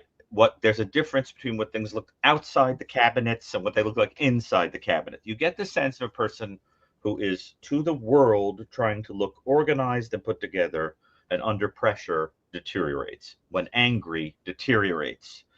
And you have to see this person as somebody who for a period of time would hold it together and then would pop. And that's why it doesn't, you think about how in one school they see him one way, in another school they see him another way. There's something about this guy that under certain pressures he rapidly unravels and loses control. And I think that's evident in a lot of things about this guy. It goes right back to the profile, Chris, that we did before they even caught this guy, where we said that this is somebody who would have lived a restricted, avoidant, mechanical life. And the reason for that would have been to try to bind anxiety, to hold it together. But you push that kind of a person and they pop, they unravel fast. They should have done it to him in the courtroom. He would have unraveled in front of the jury. Here's an interesting assessment. This is the mask of sanity, as Keckley used to call it, writing about psychopaths. Actually, it's interesting. Yeah, go ahead, Chris. No, this is the professors critiquing him. Why no review of burglary literature? Exactly. He didn't need to. He knew it intimately. Like he could have written one. Yeah, you assume that everybody knows. It's like, Chris, if you wrote about, I don't know, if you wrote about your hometown, it might not occur to you that other people have never visited it. So you wouldn't describe it in as much detail. It's an old friend to him. You have to remember, this guy was burglarizing for years. Yeah, and some of this stuff, I want to get into the organizational thought process here, like you were talking about a minute ago. Yeah, you guys see it also, what I'm talking about, that he holds it together and then lives this mechanical life and then explodes. That's what I think he's doing in prison. He's trying to be obsessional because he's afraid, with the hand washing and the moving things around and the whole thing, and having some argument to make legally, because those are the things that make him feel in control when he's scared and angry and upset and so forth. But things get, oh boy, he must have loved that 97. Who's Rakoff? Let's see. Right. Recognize the name. It's some type of literature citation. Rakoff suggests the legislators should be the first government branch to address systematic issues that foster the condition in which false guilty pleas are compiled. Right. How do you think he felt about getting a 97 instead of 100? Oh, yeah, right. Especially if a woman. Why did he get 100? You think a woman was the person who graded him? He would have loved that. Now, here's one that he did about WSU campus police. And I wonder, it doesn't have a date when he wrote it, but I wonder if it's after a ticket that he got. Oh, that story. And this is a little payback. Well, he wouldn't have been able to let that go, I'm sure. This is a ruminator. We said that too in the profile. There's a guy who could be motivated by grudge from a long time ago. Type of person that would not let anything go. National Center. Wait, what does that say? National Center for what? Development and Diversity Strategic Plan. Okay. What's this? Well, they were on to him. The university was on to him as a TA. And there's some of this documentation here talks about, we're going to put you on a plan. Mass incarceration and prosecutorial power, a remedy.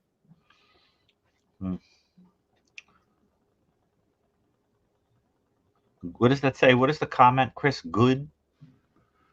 Yeah, good to intuition, but also, I can't read what the last two are. Oh, I'd love to know. But also mentioned Bork-Tat. Oh, I see. Oh, yeah, mentioned something.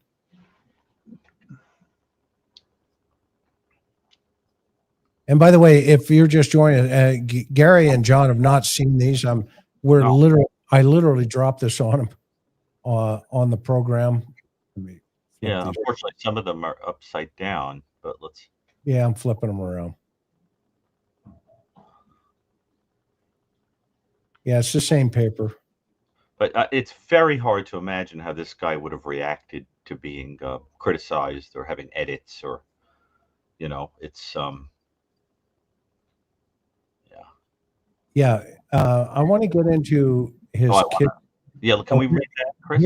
Here's a 90. But I want to read the comment. Yeah. Okay. Good intro sets up paper well. Try mentor. So the intro's good, right? Consistent with the notion that he starts out organized. Conclusion is brief and incomplete. There you go. See that arc? Mm-hmm. See? Starts out good. Conclusion's brief and incomplete. That's him. Starts out organized, collapses under pressure. Can't hold it together. Falls apart. See? Same thing that would have happened to this guy sexually. That's the whole thing. It's an inadequacy where you can't complete anything. Well, and I'll tell you this, they threw him a sop when it says you write well and obviously have an excellent vocabulary.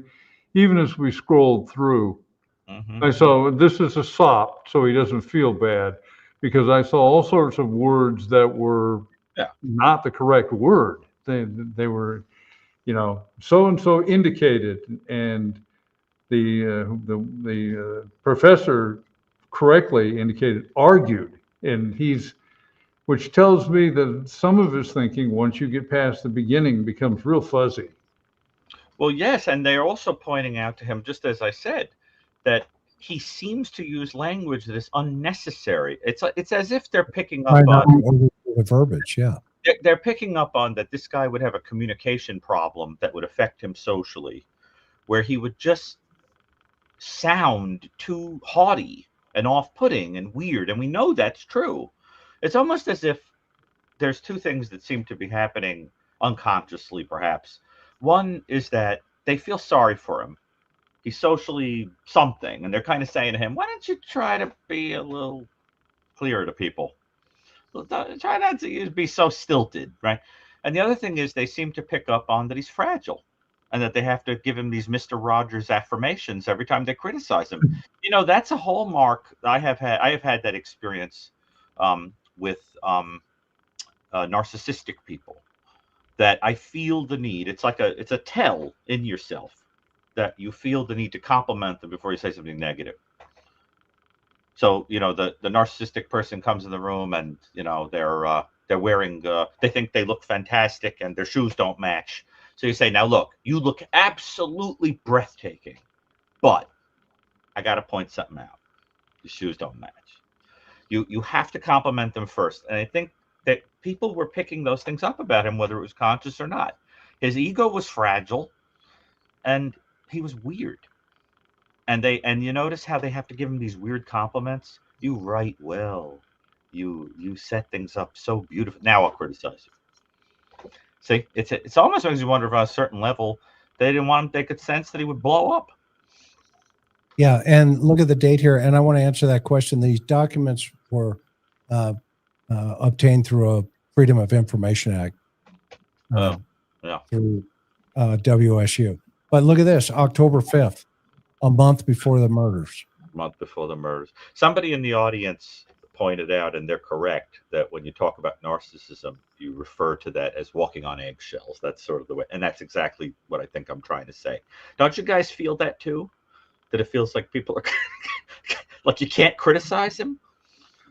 Well, look at this paper here. This professor, whoever graded it, tore him up here in terms of good intro, yada, yada. That seems to be a theme. I just want to know if it's women that are grading him. I Because just have the sense that he's like an old-fashioned mechanical alarm clock that's been, people sense that it had been wound one too many times, and the clockwork in the mechanism inside is literally vibrating. Gary, look at the So one. much tension at work. Hey, John, Gary, look at the one underneath this. what does it say? Doctor. Awkward sentence. No. The paper underneath it, underneath this paper. Yeah, it says, don't tell me. No, look at the name of it. Oh, they're going to call it sex offenders, myopic decisions. Oh, sex offenders. Huh? Reviewed by Bryan Kohberger. Mm-hmm. What is that? That's very interesting. What is the comment on the side about don't tell me? I'm just curious what it says.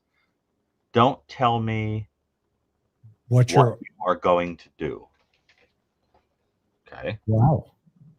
We got to get to that one. I think that's the next one in line. We got to get to that one. Interesting. Hang on. By Bryan Kohberger. There it is again. Awkward phrase. Sexual offenses are a labyrinthine study. Labyrinthian. Of instrumental rationality. Okay, so now this is what I think he's saying in this weird way. I think he's saying when it comes to motive, we all think instrumentally, pragmatically. What does a person gain by doing this? But when it comes to sex offenses, the motive is not that clear because it exists in the fantasy life of the offender. This, to me, feels autobiographical. See, and all it does is make it supports a point that Chris and I have been making from the beginning, that to figure out motive here, it's not a practical thing. It's probably fantasy based and probably sexual. Well, I agree with him in that regard about himself. So here's the professors. What do they say? Write what you know. Yeah, right. Yeah. It's exactly a very confessional thing to write about. But isn't that fascinating? He got a 90 on this one.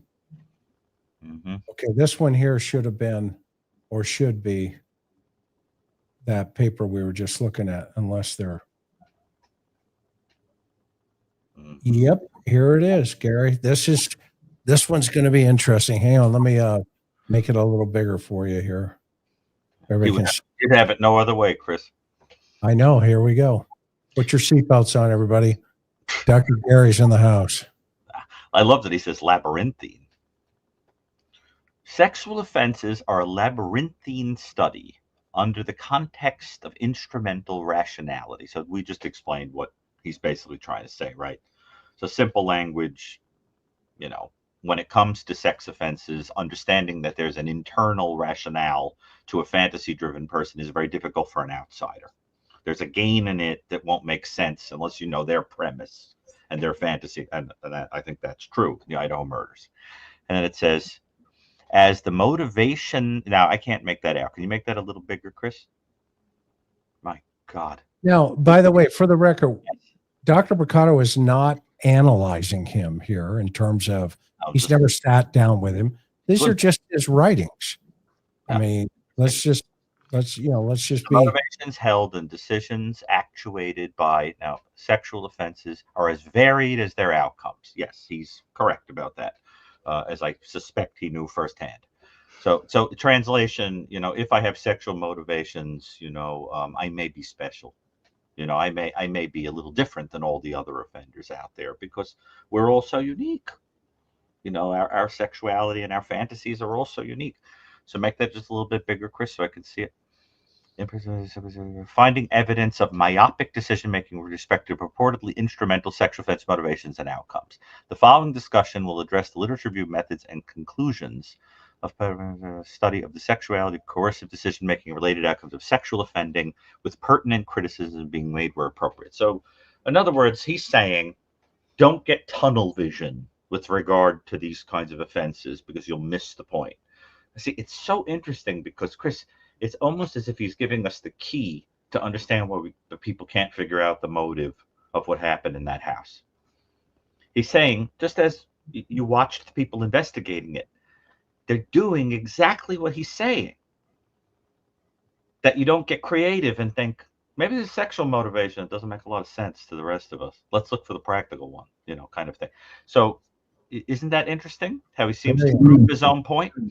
Yeah. Okay. And then now, where is the part that it says, don't tell me? It's right here. What are they talking about? The following discussion. Oh, I see. So the person who is reading it thinks it would have more punch if he broke down the argument and then at the end drove it home by saying what he did in the argument, as opposed to saying, this is what I'm about to do. Well, what does that reveal, Gary? That he's good at the beginning, but has no confidence he can carry it through to the end. Exactly. It's a kind of an impotence, let's say, an inability to complete the act, and you know, and that I think would have manifested in everything from what happened in his schooling to what happened at the crime scene to what happened in social encounters to what happened on dates to what happened, yada yada yada, with the TA position, with the. So it's that thing of only being able to do some of it and then it deteriorates. It all falls apart. What do you think about this, where he says, with respect to the national choice framework, researchers have positioned that there are rewards for and positive outcomes pertaining to sexually offending, which are considering the goal-oriented focus of offending important to consider. Yeah, I understand what he's saying. He's saying a sex offender can get dopamine in a sense of having achieved something from things that don't make sense to the outside person. So as a consequence, you don't understand what their motive was because you don't get what excites them. You see what I'm saying? So if a person, let's say, for example, you went into a crime scene and you did a thorough assessment of everything that was taken out of the person's drawers, and you find out the only thing that was taken was a sock, and you say, that doesn't make any sense. That's insignificant. It's just a sock. Costs a couple of bucks. Big deal.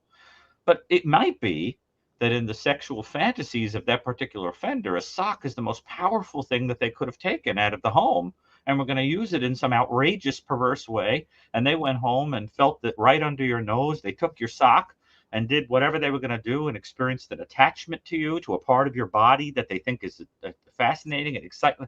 So that's what this is. What we're saying is, you're not going to get it from the outside.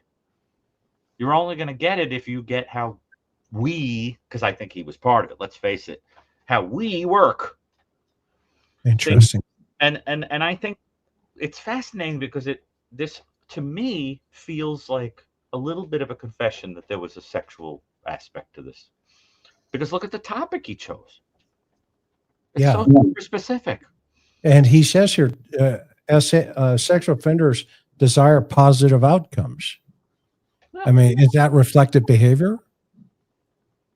Well, I don't know. what is the now when we say positive, we don't mean good thing happen. No, We but mean that's that what he they want. In the mind of a sex offender, what's a positive outcome? In the mind of a person who went in there with that kind of intentionality, he did not have an outcome that he wanted. which Everything you went haywire. Right. But so then under the circumstances, he did something different that might have given him a different sense of satisfaction because he still does the thumbs up. So, and we know that he was interested in that, about how under pressure, you might do something different than you originally intended, but you might still derive some type of pleasure or positive sense about it because you have to work with what you've got, kind of a thing. I hate to put it that way, but so I think that's how he would have seen it. I went in there to do one thing, another thing happened, and I still walked away feeling that I dominated and controlled. So now thumbs up, even though nothing went the way planned, because he still got the same feeling. See? And as a matter of, well, I won't go any further than that. But Okay, here, cravings, thrill-seeking, power and control, sadistic pleasure, maybe derive any citing. See? He's saying exactly what I'm saying. I hate to admit that I understand this guy, but I do. And what he's telling you is those are positive outcomes in the mind of the offender. That's what they want. While you're looking for the money they stole or the other practical thing, this is the positive outcome for them. The achievement of domination and control over the victim. Isn't that disturbing, Chris, that that's an end in and of itself? Yeah. This is like a roadmap to his. I would use this if I ever had to interview him. I would use this. This is a blueprint to understanding him. How do you prove your own theories, Bryan? Interesting. Should we call it the Kohberger effect, Bryan, after you? That'll make him talk. Oh man, you would get him to talk. Of course. You have to make him think that. Say, Bryan, you know, we're going to call this the Kohberger effect.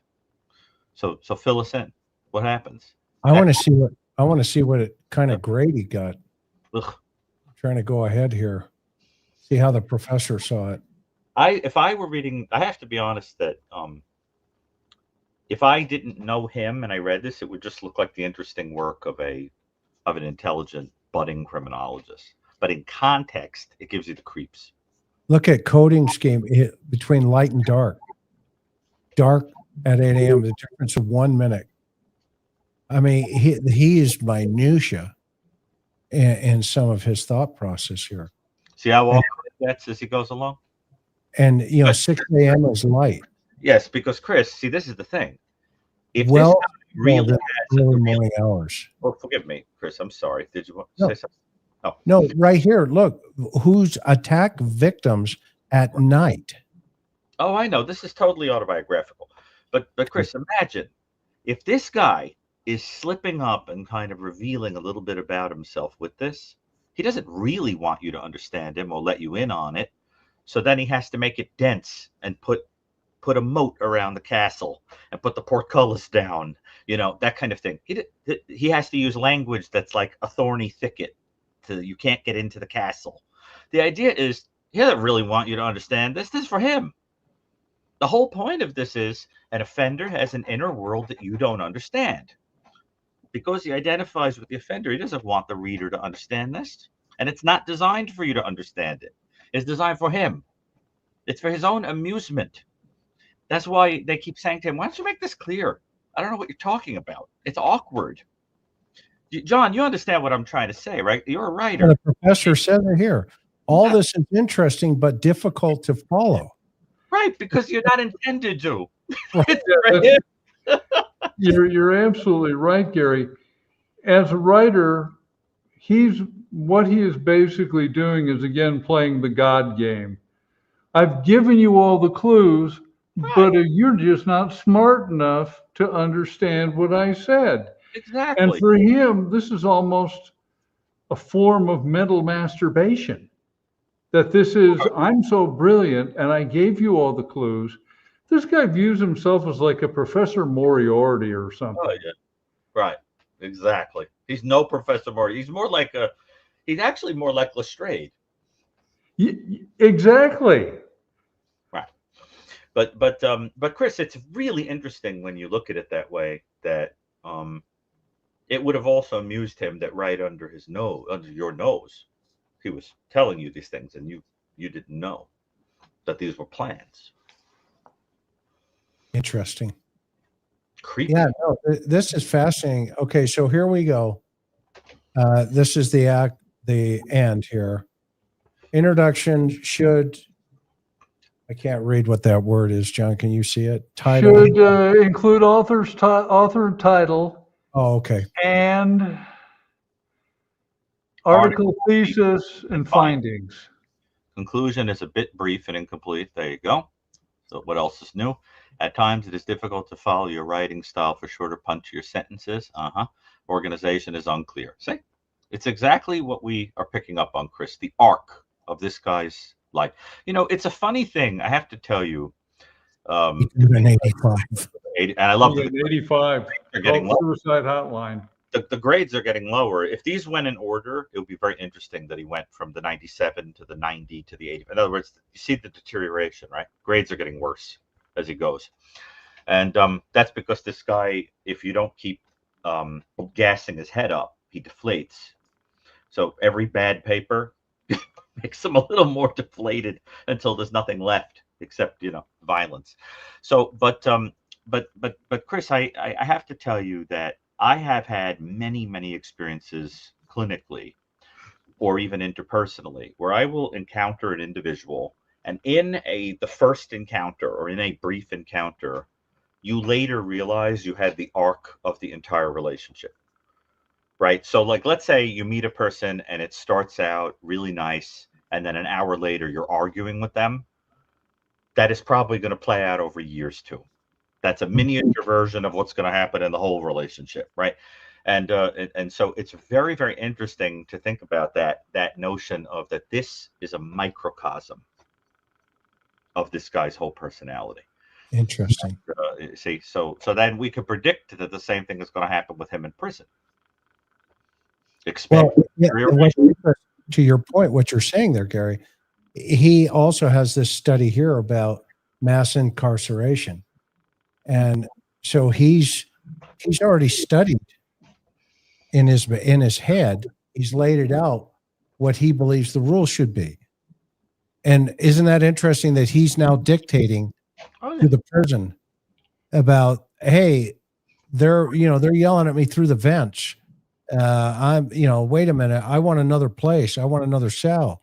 Do you think some of this, to your point earlier, do you think this is playing out now, not according to the script that he thought it would be? I mean, just right. It's a theory. It's just a theory, just a thought process. And also with this kind of a person, there is a secret longing for people to see behind the curtain and see what you really, because you feel powerful about this stuff, right?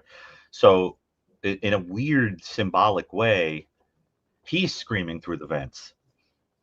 The symbolism is, does anybody see what I really am? Look how great I am. Look how interesting I am. Look what I'm planning. Look what I'm thinking about. Look over here, while masquerading as being completely in control.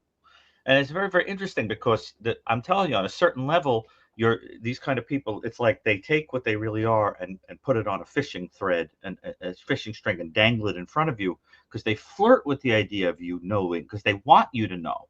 It excites them that you'd find out. Like BTK hiding the photos right in the house so that anybody could find them.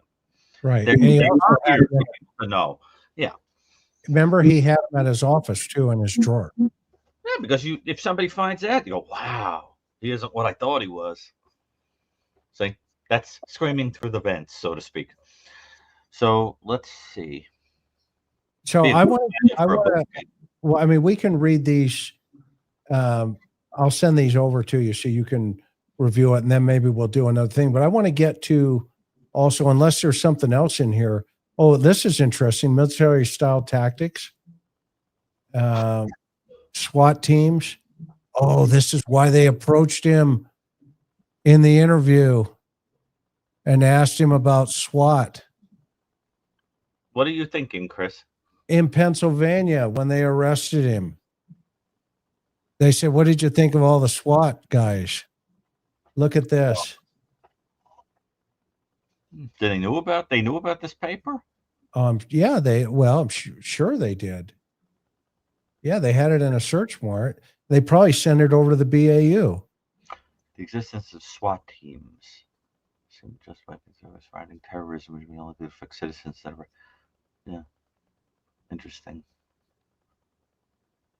Interesting. I mean, I don't know for sure, but there's a lot of cop stuff here now that he goes into militarization of law enforcement. You know, he talks about the World Trade Center there. What was the thing about drugs there, Chris? The last paragraph about drugs. The effects of the drug war were largely negative. The claim that Balkos supported with history and logic. An erosion of the Castle Doctrine was justified by the drug war, which preceded decades of violent, profit-motivated police activity. The rise of it. You notice he identifies with the people who use drugs and viewing the people who fight drug use as being almost like corrupt, because he was an addict, right? Previously. Right. Addict.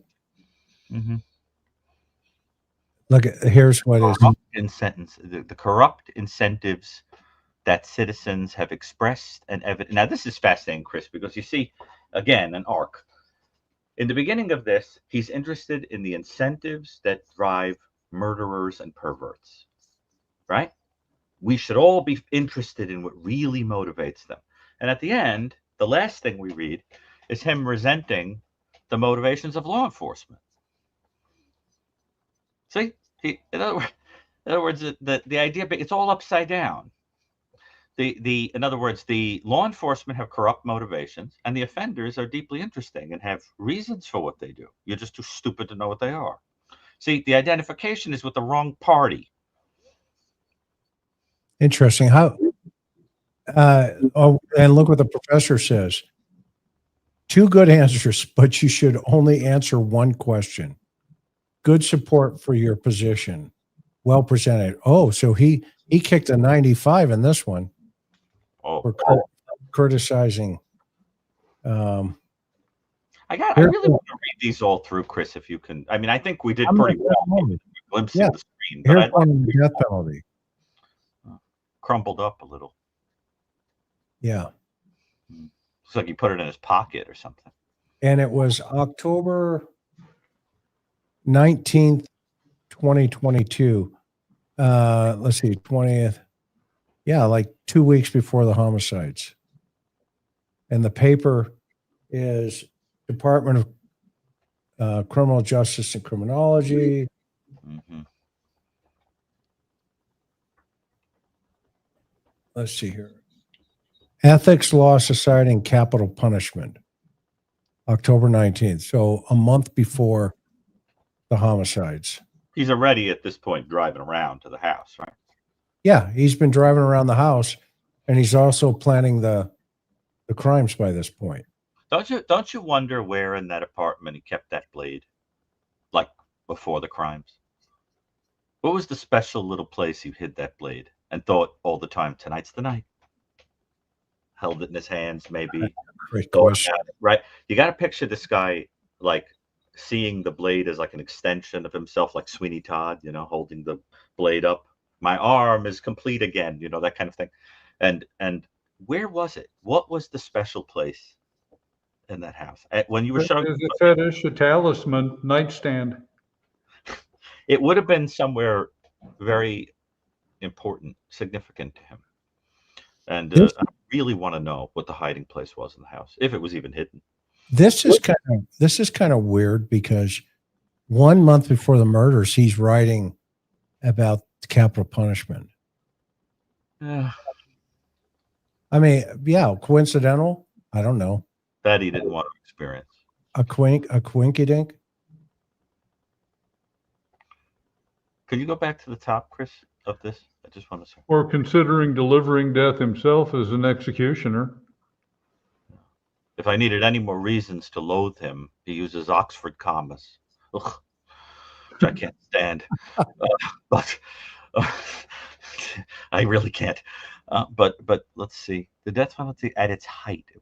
See, Chris, the problem is that I need to be able to see the writing to understand his psychology a little better. I really need to read this. What's in parentheses that they're suggesting is a parenthetical thought there? Of course. What does that say? Of course, the ruling was to the disdain of Chief Justice Berger, who inspired by Nixon-era rhetoric, aspired for Furman to be the vehicle for upholding the broad use of the death penalty. So is this sort of an unnecessary Discursion into a shot at Chief Justice Berger. Right. Unnecessary. Interesting. That's another thing I could picture happening with this guy in conversation, that he would be circumstantial. He would give excessive opinions and details and things and not get to the point, which is, typical of people that are kind of obsessional a little bit. Too much. The professor didn't know what he meant here. Yeah. Within the opposing culture and political movements mentioned above lies clear evidence that the concept of justice cannot be disentangled from the practices and traditions of society from which the term substance is inferred. Right. But Chris, when you look at this guy's crimes, don't they look like one big giant example of people looking at him and not understanding what he meant? Of course. I mean, that's it. We don't get the motive because people didn't understand what he was doing or saying. And when you read this, you realize that he's saying that he's telling you it's not that there's something wrong with him, that he doesn't know how to convey it. It's that it's a secret. It's for me to know, not you. And that's why that's a very important observation, because the big thing with this guy is there something wrong with his brain equipment? Or is this intentional? See, was he a master of disguise interpersonally, or did he not have full control? And I think the answer is a little bit of column A, a little bit of column B. He admired the Bundy types that were in complete control, but he wasn't. He had an inability to think in a straight line. So he was being secretive and having that quality, but he was also weird and not good at it. So you get both at the same time. So here's his closet. Here's his closet. Oh, boy. Let me shrink this down. He's manipulative and a little chaotic under pressure at the same time. Slide it up so we can see the hangers. Yeah, I want to see the hangers. Look at them all facing in the same direction. Yeah. And the clothes, how monochromatic almost they are. Uh-huh. It's like a police uniform kind of thing. Uniform. Yeah. Uh-huh. And then scrolling down. That's it? That's all that was in there? That's it. Well, there's some jeans over here to the left. I bet if you look hard enough, there's a few skeletons in there. Speaking. But a few skeletons in this guy's closet for sure. Here's his shirt collection. Uh-huh. Okay. Everything's so white. My God. Not a touch of color, right? Yeah, this is interesting. This is now. Remember, he's left though. He went home, but he was supposed to come back, right? But he lost his TA position. Oh. So that's the interior. Here's his bathroom.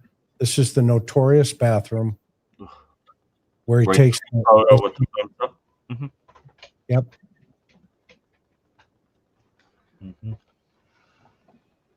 God. It's like a monk's cell.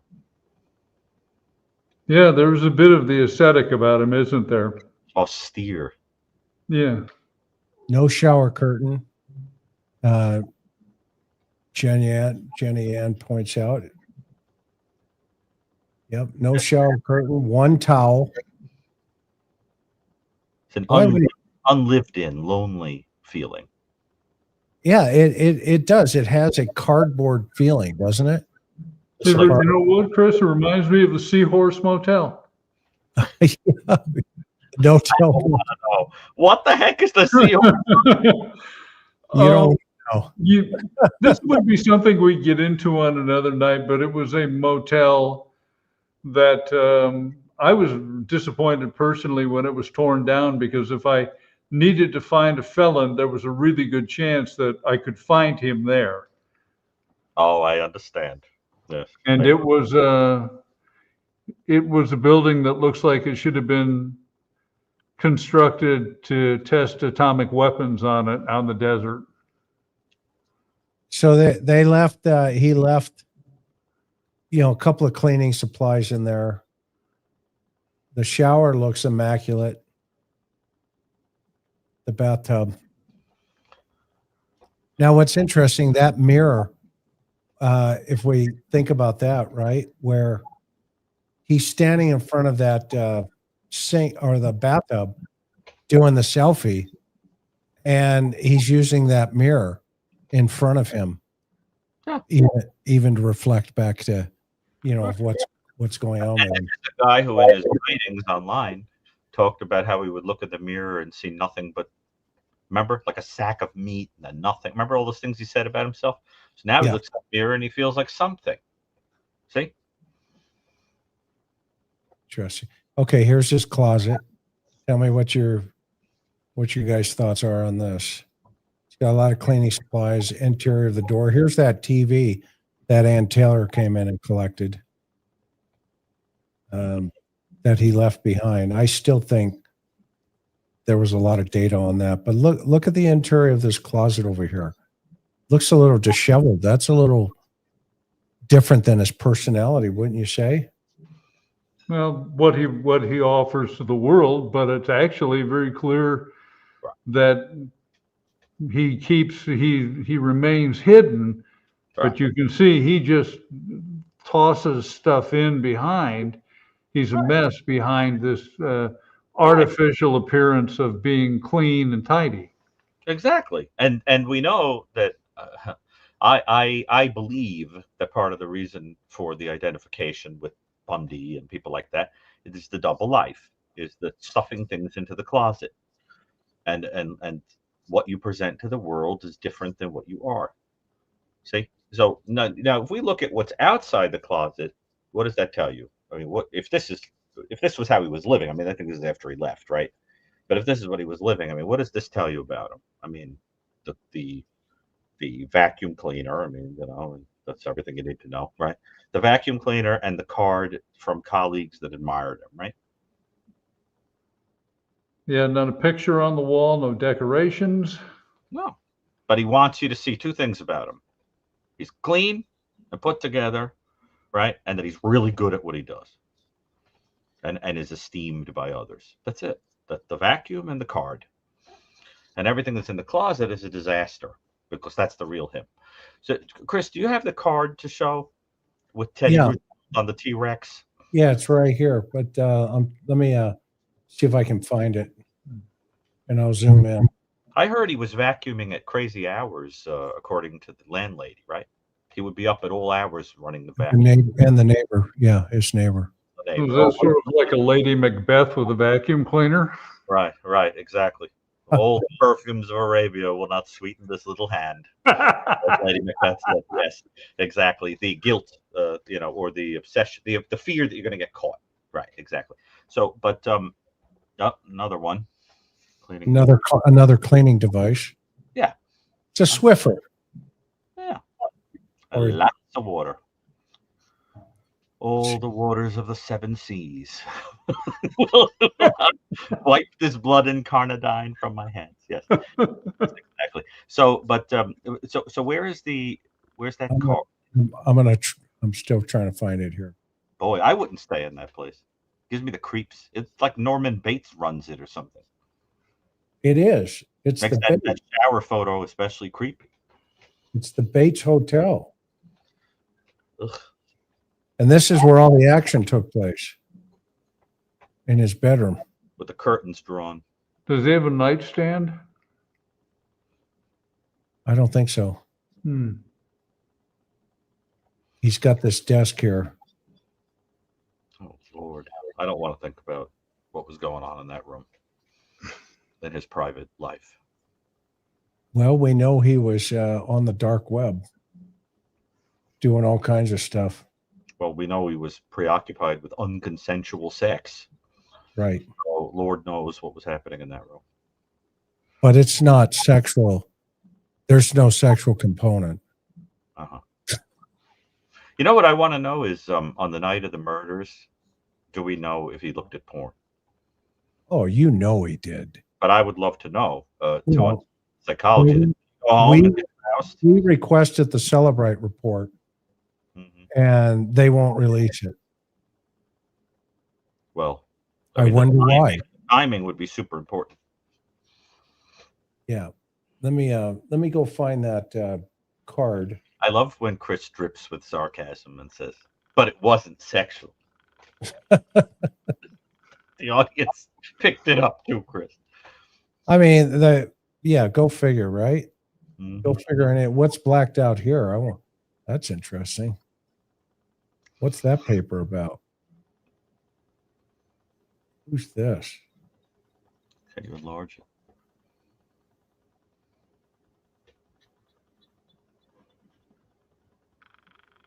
Oh, can't make it out. Well, it's obviously something having to do with the research for the piece. That's very peculiar that they would redact that. Mm-hmm.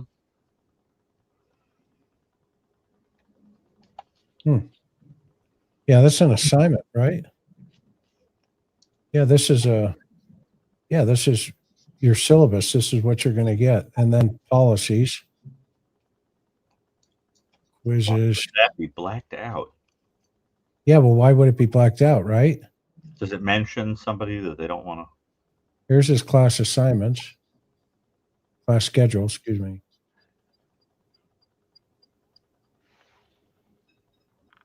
That's interesting because we could figure out from it if there was some class the day after or the day before or the day of the murders. November 30th. Things were due. December 7th. Yeah, he was back. He came back. And one of the things that I found in here that you guys will find interesting, and it goes towards, he's already getting his election ballot, but here's the stuff that he's starting to purchase at the stores. So this is where all the search warrants, they exercise all these search warrants. They took his Fire Stick. This is the interior of his cabinet. It creeps me out that the receipt was from Target.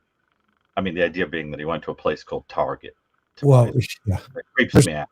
There's a lot more in here that should get you interested. So post homicide, he was getting a lot of tickets on that car. And again, this just goes back to my own suspicion.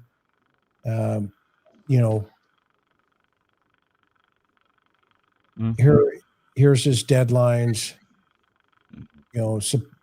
applying for grants, etc. But he had like 6 or 7 tickets on that car. It's not surprising. And how in the world, I just don't understand why. And Karen, I'm going to have Karen on next in a little bit here, not tonight, but to talk about, her impression of WSU police chief. And I don't get this one either. August 17th, 2022, Bryan Kohberger, and he wrote something, but they blacked it out.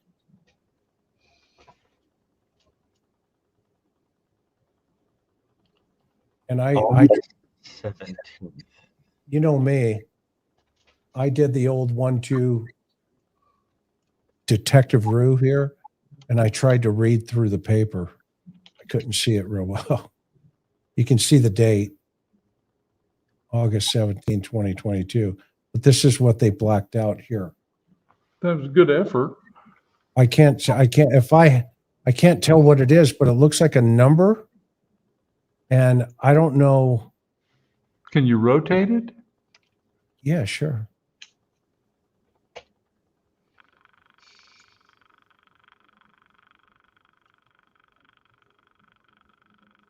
See the reverse there? Can anybody see what this is? Got a lot. You can see that's as high as I can get it. On the far end, I'm seeing what looks like either an S or a 5. Yeah, so I don't know what this is, but they don't want us seeing it.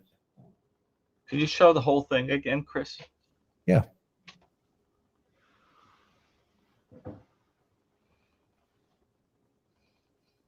This is the backside of it. So he starts writing the 08 and then does it again somewhere else. This is what he writes. It's 8/17/2022. I assumed that was just the date that he wrote this, that the notebook dates to 2022, and on August 17th he makes this note. But what the heck is the comment underneath it? and that's where I was. Right here is the comment, right here. But I can't make it out. All right. Yeah. All right. Giving somebody his phone number or something. TIR sleuths. Right? Let's see if Maybe we can a password? maybe a password. Yeah, maybe. Here's his Yeah, writing. And, you know, in this writing, he doesn't look, I mean, it doesn't look as crazy as, you know, I thought. His handwriting is juvenile and peculiar. Yeah, it's all on one level, which, you know, when you see capitals basically no different than lowercase, it indicates juvenile thinking.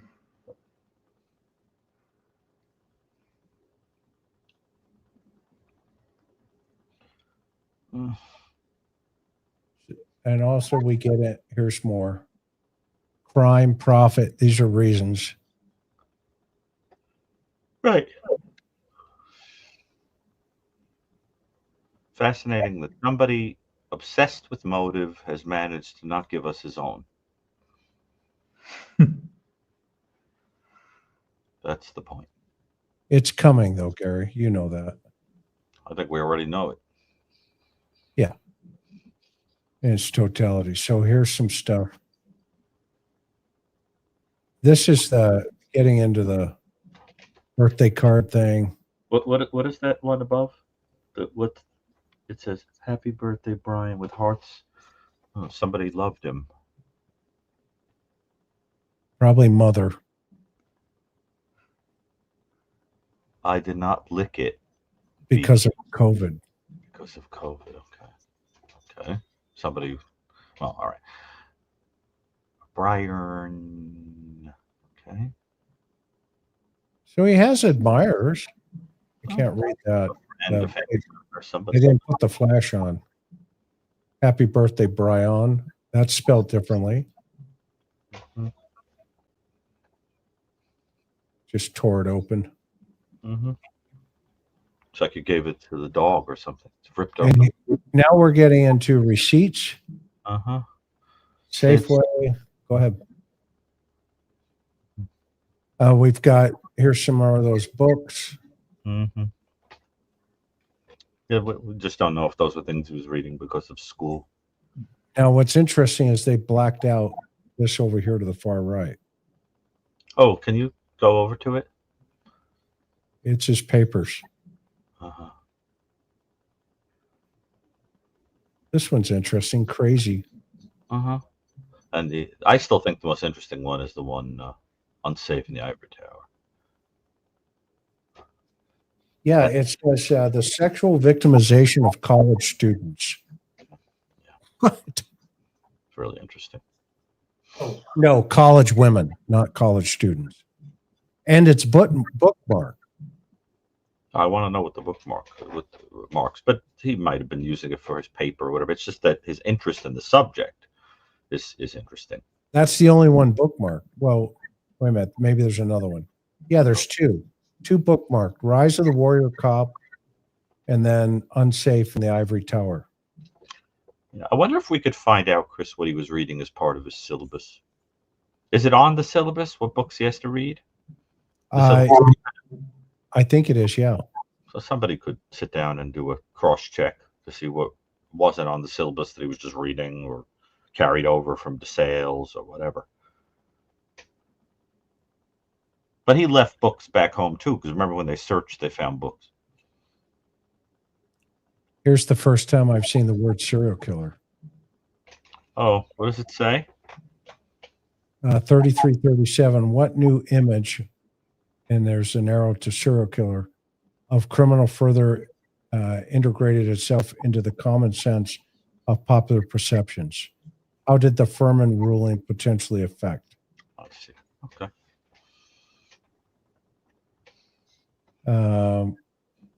There's some more here. Well, these are his writing. I'll send these over to you, Gary. But I want to get to the other things here. I want to know who wrote him a card about. Well, go I ahead. want to send him a card that cared about him. Oh, it's from his mother. This A is son mine. is your home, but never your heart. He discovered his own happiness, which in turn becomes yours. Okay.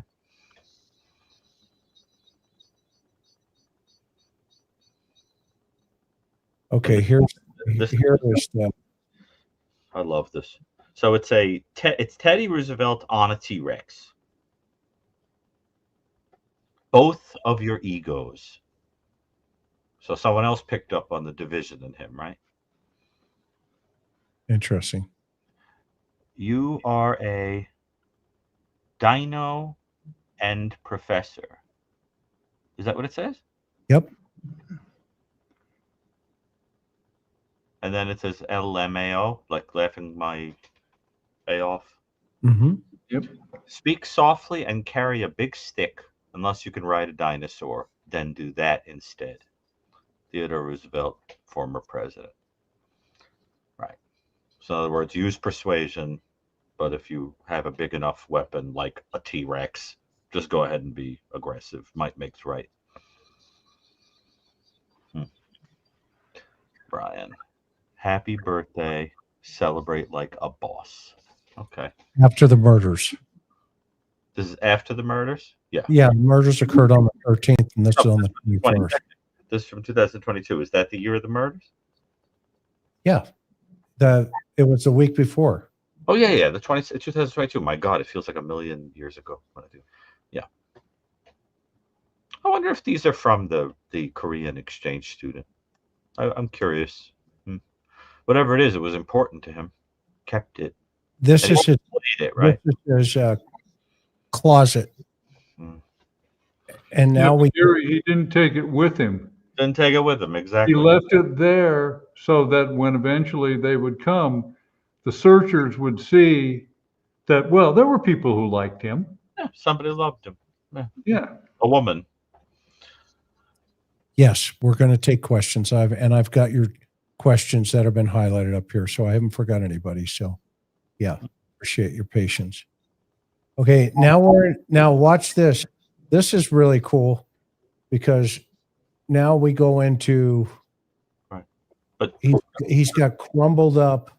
Yeah. Here's that black glove that was found, one of them in his apartments. Oh, how interesting. But Chris, just before the thought gets lost, I just want to respond to what John said. Is another way to interpret it is that he didn't think that something like that was of practical importance, that this interpersonal thing was important. You take all the things you need, but that's just superfluous.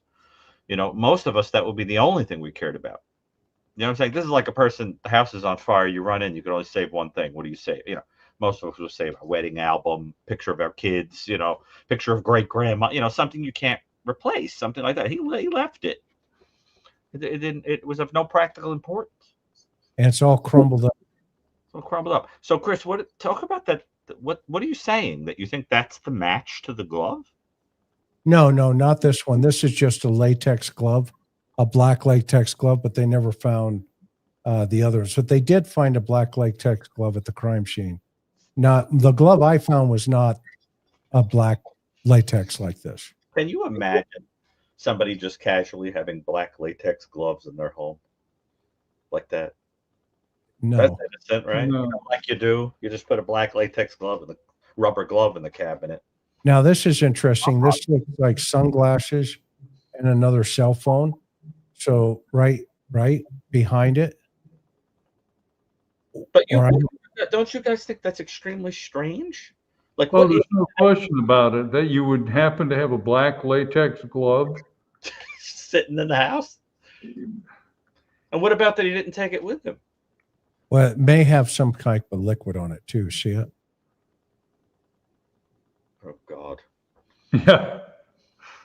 I like that there are people in the Am audience, I? but I have latex gloves. I'm sure it's related to your profession or something like that. You don't just have it for no reason. Yeah, I can't tell for sure, but it looks like there's some type of. I mean, I have had a latex glove in my house, but it's to cut like habanero chilies, and I don't keep it once I'm done with it. This clearly has been used. I can't. I'm disturbed. Okay, this is also another interesting piece of this puzzle. We asked Jenkins about the car, right? Well, these are obviously notices of violations, and every one of these tickets is available in their system. Okay, and if you look at it, it's the Hyundai. They were scratching this car, meaning they were writing tickets to this car. Okay. This one here is October 10th. This one here is September. And he's saving all these tickets. This is October 25th, October 13th, 31st, December 1st. So this is after the homicide. He got a ticket on that car after the homicide. Where are the tickets, Chris? Where? Are they They're all- on the university on the campus. Yeah. December 1st. You know, so for the chief to come on and say, well, we didn't know anything about the car. Well, let's see here. You've got 1, 2, 3, 4, 5, 6, 7, at least 7 tickets on a car you didn't know anything about. I mean, I just, again, I go back, and this is just my personal opinion, that the university, again, I think they had the vehicle and they chose not to take it to the next level, whatever that means. Very interesting. Yeah, I mean, practical go ahead. reason for wanting a paper trail that showed where the car was by letting it get ticketed like that? Well, I don't think they anticipated Bryan Kohberger going into his house. No, I mean the offender. Do you think that he had a motivation for wanting this kind of paper trail to develop about No. where the car was? I think he thought he was going to get away with it, and these are just fights that he's picking. I see. And just to address the audience has come up with a whole series of commonplace reasons why a person would have rubber gloves in their house. Okay. That's interesting. And I don't, but I suppose these things are interesting, particularly with an obsessional person who, might And cook in a okay, meticulous way or clean in a meticulous way. But that's interesting. here's the coup de grace from me. The improvement plan, November 2nd. The murders go down the 13th. They had him under the radar. As of when? Well, this is approximately, 11 days before the homicide. I think this may have been part of the trigger that put things into motion, because here's his improvement plan. And no matter how hard the university tries, they can't get around this. They knew that he was a problem. And that's why I'm thinking they didn't go pull the car, because it was a double whammy and an aw crap. Okay. Because here's his improvement plan. Meet weekly with supervisor at established meeting time. Remember, all these complaints are coming into HR or the criminology department hey, that guy is a real problem. You got one professor saying, yeah, he's not only a problem, he's a predator. Right, he's a budding predator. And if we give him a PhD, so they start putting him into an improvement program at the Department of Criminal Justice and Criminology. And this is dated November 2nd. And here's the goals and the establishments of what he's going to do. You can't tell me when they heard about a white Elantra on the BOL that you didn't know about these tickets for a white Elantra on your campus, and that you didn't know that he was under scrutiny and was already given an improvement plan. I'm not buying it. I'm not buying any soggy bread being sold by WSU personally, because this is the receipt. This is the proof. They knew what was going on. It's right in front of us and the world can see it. Knew what was going on, Chris? That he was under suspicion of inappropriate material or inappropriate conduct on that campus. And he was under suspicion at least from November 2nd. Mm-hmm. And one of these tickets was after the homicide on December 1st. Right. Now, you see, Chris, this, to me, this idea of the tickets is interesting in another way, because the way that this guy portrays himself and has been depicted by those who buy it is that he was kind of rigid and moralistic. But those parking tickets suggest a person that when nobody's looking doesn't give a flying leap about the law or the rules and just does whatever he wants. He's entitled to leave his car wherever he wants to. When you're doing a forensic assessment of somebody and you have access to things like their bank account and tickets and things like that, you get a flavor for a person, what they're like when nobody's looking.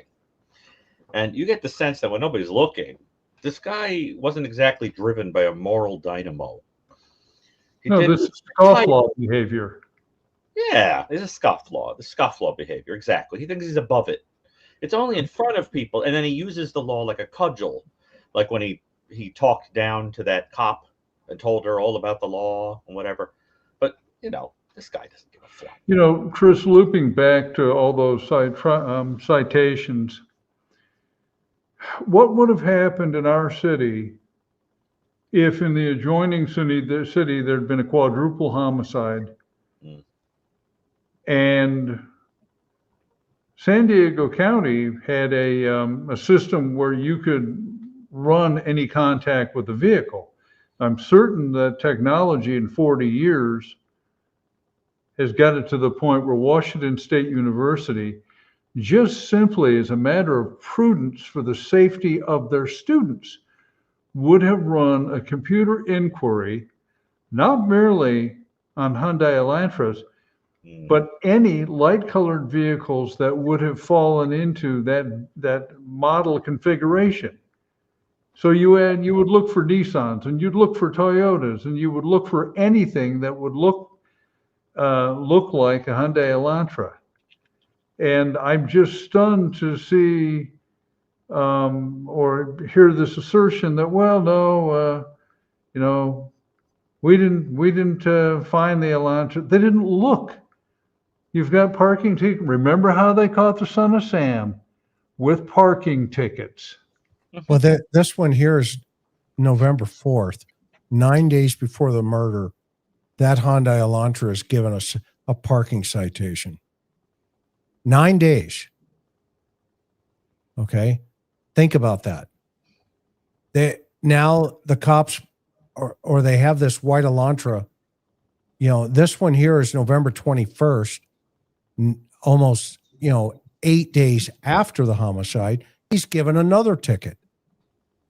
So you have 9 days before a white Elantra on your campus gets a ticket, and 8 days after the same white Elantra gets a ticket, and 7 days after this, they go and find the car but they didn't do anything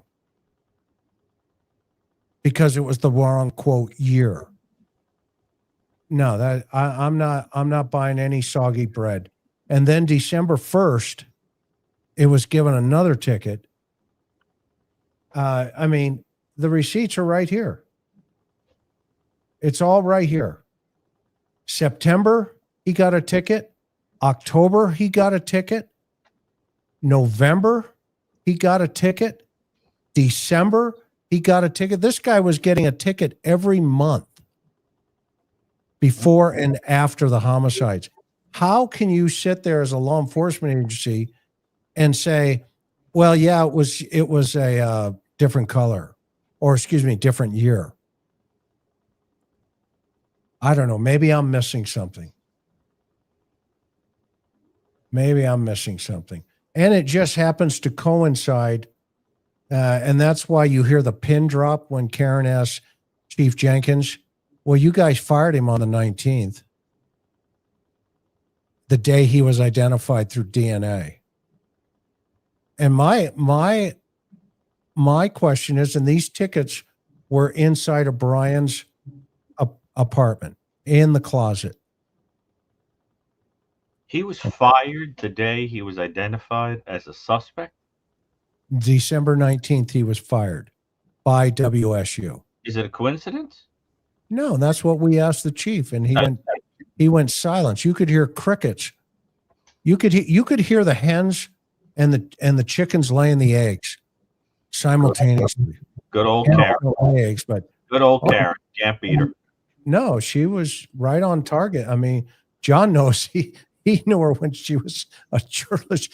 You know, she got thrown out of the department one time, and so you don't want to mess with her when she gets a oh, by the way, they will not release those reports to us until April of 2026. Okay. Yeah, and Karen can go for the jugular. Yeah. He bought some bear spray here, never used it. Maybe that's for his walks in the park at night. Yeah. Okay. Other interesting things here. They wanted to they took the cylinder. Good move. Good move. You take the entire machine. Yep. There's the cylinder. Yep. They check the bottoms here for dust. Is that where they found the dog hair? I don't know. They may have. And blood. Remember there was like blood on the remember there was a blood stain on the, what was it? The sheets, the pillowcase? I don't remember. Yep. And I don't remember if it was here or in, it was in this apartment. That's in here. Yep. Those are all here. Mm-hmm. There are 699 photographs, and there's Pillowcase. there's Andy. Andy's having a bad dream. Looks like they probably hit this with an alternate light source, an ALS of some sort, because they got something right there. That mark. It's okay. It's okay. You just have a bad dream. You can hit that with, yeah, right there. It may have tested a presumptive of something. They took the drain out. That was good. They hit it with luminol. See that white powder? It's either what they call blue star or luminol, depends on. And then you just get your glasses on with an alternate light source, an ALS, and everything starts to glow. The problem with luminol and that kind of stuff, it also glows on like soda, orange soda, Dr. Pepper. I mean, because the enzymes within inside of the pop will also glow. But here's an interesting little mark underneath the pad. Looks like some type of fluid, a spill of some sort underneath the mat. We don't know what that is. It could be anything. If he was watching inappropriate material, and that could be, fluid from the person. Here's a hair, Gary, that you were talking about. Mhm. Could be his, could be the victim. If he took a pillow, this is that blood, what they thought was presumptive. You can see that right there. A close-up. That could be a dry transfer. But from if they thought that he came home and cleaned up, Mhm. took a shower, so forth, or maybe even left stains, then what is this theory in their mind that in the car was like what, like covered in some kind of plastic or something, so that he wasn't leaving blood in the car? I mean, if he had to come home and clean up, then on the ride home, where's all the blood going? Well, I mean, if he taped off his car internally, Like a plastic, again, that's why I've been pounding on that car, right? saying you guys missed an opportunity, right? John and I talked about it the other night, where we're like, wait a minute, just you what? You have this car 12 days after the homicide, and he doesn't leave for another, till almost a month later, the area. Well, it was during that time frame. I think what he was doing at the park was taking the car and cleaning it. Bleaching the crap out of it. And you know why I say that? Hang on for a minute. This is the blood they found on the side of the bed, on the sheets. We don't know what it is. We don't have those reports. That's clearly blood. It could have been transfer from anything. I don't want to go out and say we know, because I don't know. But Somebody in the audience, Chris, is saying that in one of the photos, there's a kind of long roll of plastic wrap. yeah, That's the kind of thing that I would picture wrapping the seats. right. Whoever said that, thank you. That's a great idea. Yes, he could have wrapped the interior of that car. Now, there's one picture. I'm going to go back here. Imagine he got pulled over with the plastic wrap of the car. How do you explain that one? Yeah. Well, John's had a caper where Border Patrol pulled a guy over, and what did he have in his trunk, Johnny? Remember? He had the victim's car. He had stabbed the victim to death, stabbed him 17 times, and opened his throat up from ear to ear, and stole the victim's car. And when the Border Patrol, there used to be a Border Patrol checkpoint south of San Clemente, and they'd stop cars, and there were also CHP cars there just in case they stopped a DUI driver. So this guy pulls up, and he's got blood all over his hands, blood spattered on the side of the car, a blood site in the back seat. And they say, hey, why don't you pull over there, and gave a high sign to the CHP of, hey, you might want to talk to this guy. And well, the CHP arrested him for DUI. We had a fascinating discussion as to why they didn't ask him anything about the knives. Probably a good thing they didn't. But yeah, blood all over the car. And so what was in his trunk? Again and again, this thing of ignoring the vehicle and leaving it untouched is just incomprehensible to me. How does a professional police agency do that? And he was a butcher, right, John? The suspect? That was. And what was in the trunk though? Was a fish knife. And I was talking to this guy, and I said, and initially he was denying having committed the murder. And I said, well, would you care to explain the fishing knife you have that seems to be covered with human blood? And he said, I can explain that. He was from New York. He says, I'm a butcher. And I said, don't I know? I saw your handiwork earlier this morning. And at that point, he just kind of flinched and looked down. And oh my gosh! He eventually confessed. The murder after I offered him the "Let's make a deal, Monty Hall. Choose door number 1 or door number 2." Oh Lord! It was awesome. Okay, here's Kohberger's office. Well, Gary, you're going to find this interesting. Go. I was just going to say that Dahmer was pulled over in 1978 with Stephen Hicks, his first victim's body in the back in a trash bag. And the cops shone a flashlight into the window, and he said that it was leaves being brought to the recycling, to the dump. And the cop believed him.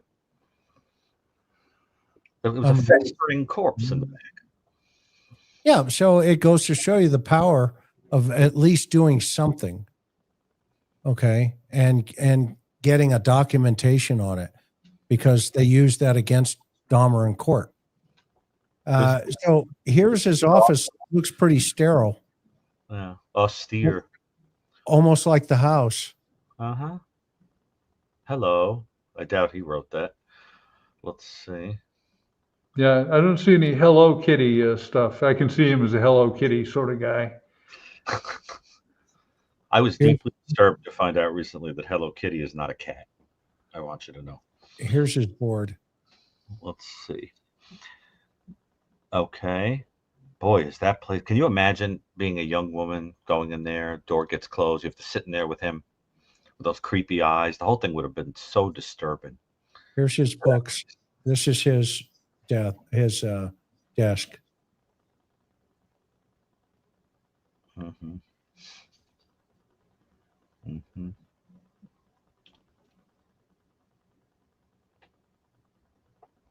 I'm wondering if he had the new Evil up here. I'm teasing. Probably. But remark that. I'm curious what he's got there. Mm-hmm. Some of the books from the house. Yeah, that's that same book, Charged. Uh-huh. So he's got it twice. Mm-hmm. Must have been important. Uh-huh. Yeah. Interesting. With a little bit of work, I could probably scan the spines of my own library and probably have a few of those and would be able to tell what they are.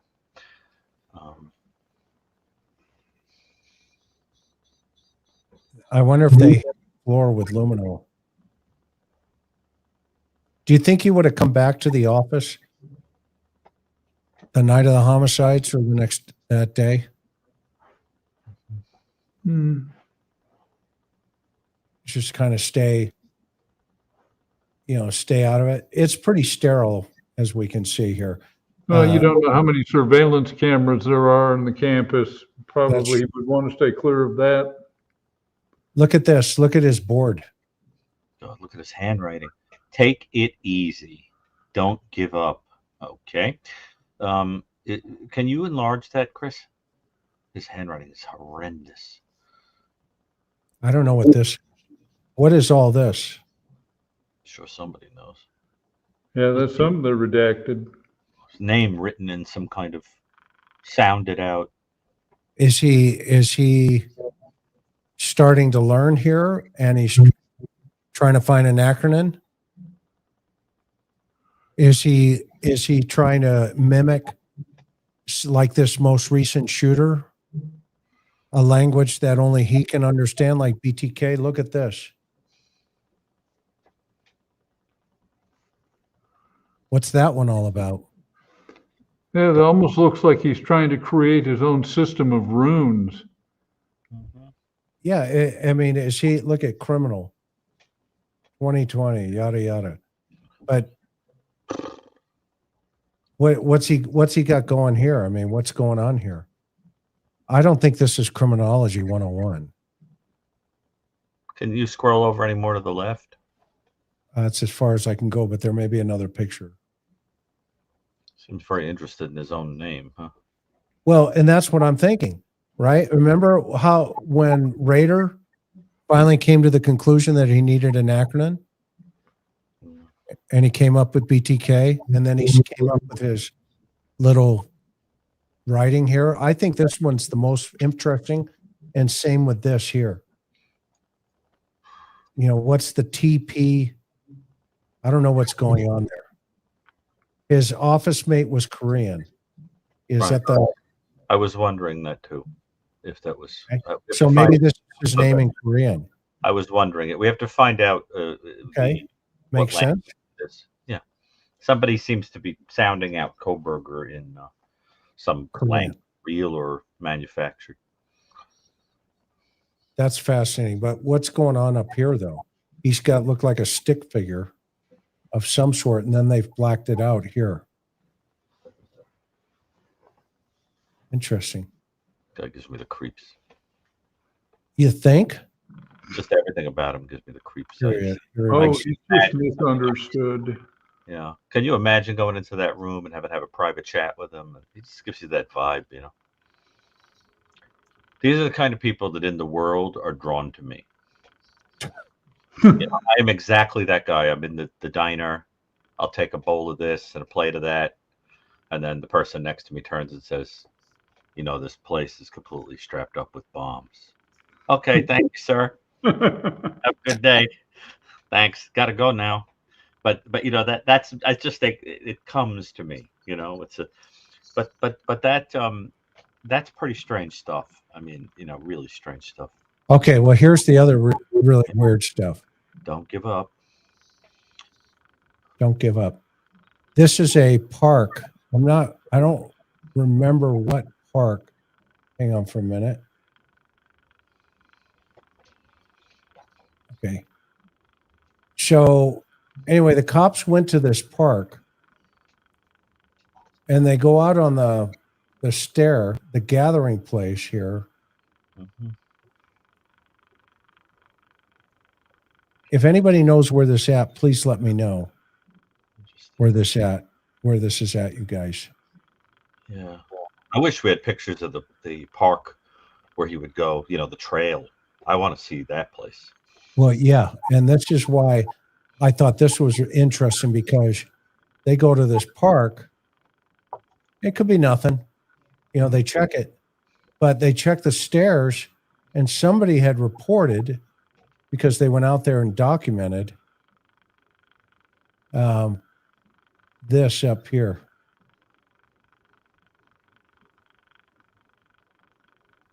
This.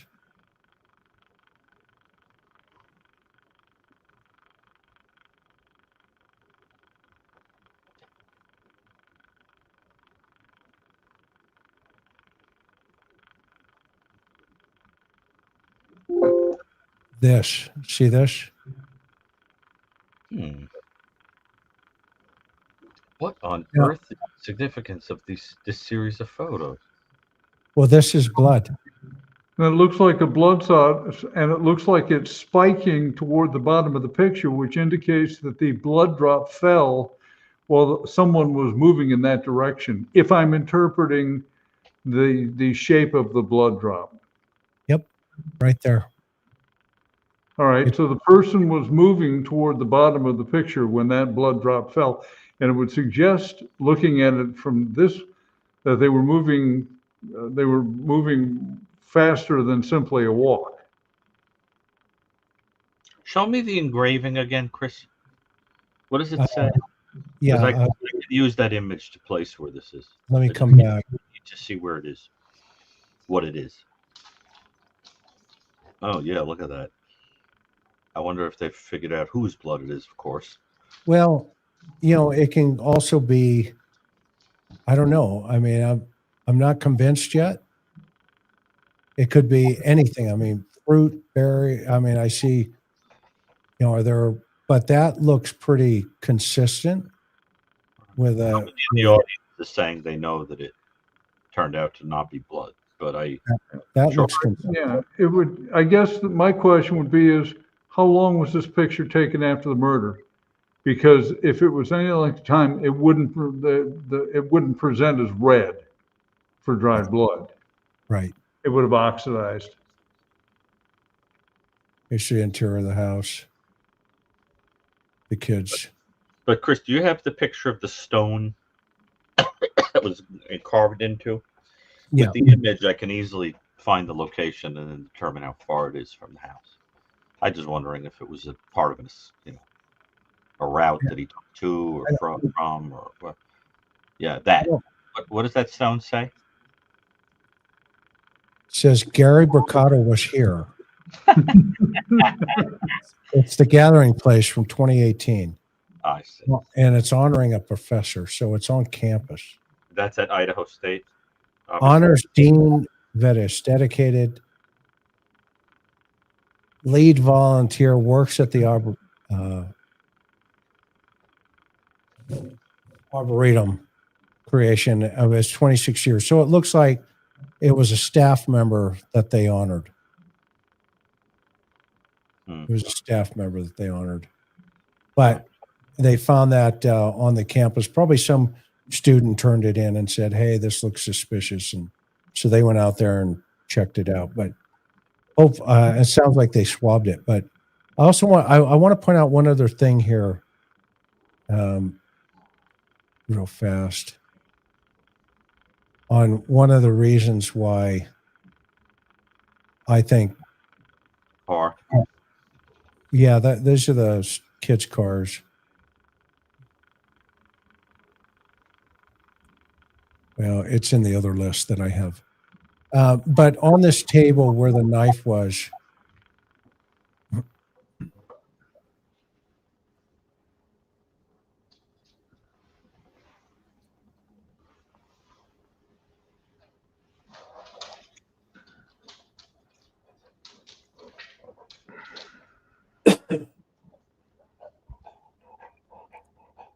where he had laid the knife on the table, they collected it, but anyway, there were some fingerprints. I think this is them here. I think they collected the knife already, and it indicated that I think Hunter actually felt the victim, touched him, and because that would have been consistent with transfer there. Yeah. So let's answer some of these questions, and then we're going to call it. We're 3 hours into this, and we really appreciate you guys sticking with us on this Memorial Day weekend here. All right, so let's get to this. Let's see here. Agent Lamb, what does not having a nightstand mean? Well, it Agent looked like it lived. The reason why I asked about a nightstand is that if I would presume if we're talking about where he stored the knife, he would want it in a place that would be close to him, and the nightstand is a reasonably intimate piece of furniture next to a bed. Now, maybe the lack of a nightstand tells me that he doesn't value things of intimacy. He's got a table and he's got a computer there. So what he's got are more utilitarian things he can use. And as we saw from the inside of the apartment, this is not a guy who hung on to things that might have had sentimental value. So I hope that answers the question. I think that's true. I think that's true. all right, this one here. Did they lock the dog in? And thank you, Ginger Snap. So great to see you with Kaylee and Maddie. If so, was that the best place they could do at the time? Keep the dog from contaminating other areas of the house, or would it cause more contamination? It would have caused more contamination if they did that. But I think they locked the dog in the other room, in Kaylee's room. So great question. Thank you so much. Let's see here. Sissy, no wonder he barked and the video was loud. He was loose. Murphy looked so pitiful when Elio led him out. If he could only talk. I know, right? I agree with you 1,000%. It was so sad. He looked over Kaylee's frenzy as they led him away. You know what's also sad about that is he was there before anybody. Okay. And obviously he was going in and out of that house because that's the significance of that dog pee when he's marking the exterior of that door. I want to read all those papers. Me too. Most definitely. He will always be other and apart. Okay. Thank you. Moda Maxim. Are these assignments meant to teach these students how to see crimes through different perspectives? If that's the case, then isn't he just doing the assignments he asked? Gary, you hand out assignments all the time. That's yours. I think the point is that people could have different motives for doing something. And that's precisely what he was trying to say. You have to know why somebody does what they do, not what they do. And so you could have a totally benign motive, or you could have a not so benign motive for doing what you do. Okay. And so the notion that, just because, he's a criminology student, of course he writes about crime. Right. But it also, let's say he did things that were extracurricular and not required as part of the assignment. And therefore it calls into question that he had other motives, that he was looking at it for learning reasons or trying to top previous offenders. And I think that idea that people sometimes use, well, maybe he was looking at that stuff simply because he was a criminology student. Yes, but he did things that criminology students don't do, like kill people, like cosplay as a notorious serial killer, like try to wipe the phone's memory of having looked up scores of serial killers who are sexually motivated, that kind of thing. So, Chris, it's, I think people sometimes are doing that as a way of kind of weirdly defending him. But it doesn't make sense, Yes, I agree.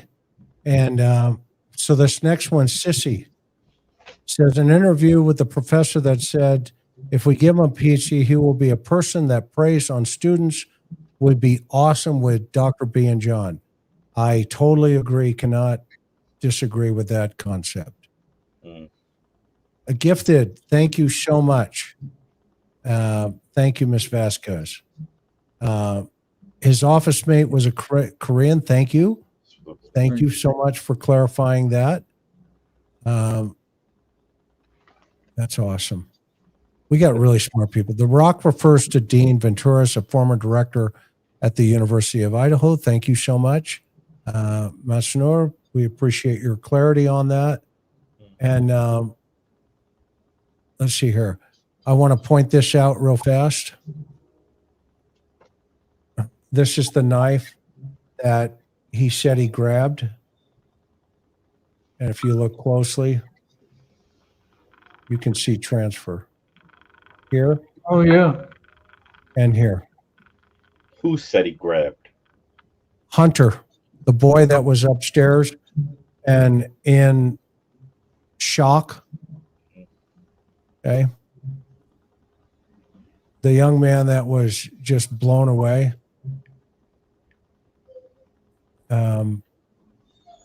And kudos to him for thinking that he was going to try and do something to defend them, because most people would have run from the place. Amen. That young man is one brave young man. Yes, he is. And the world needs to recognize him for that. I just wanted to show one other thing. We'll get a close up to that here in a second.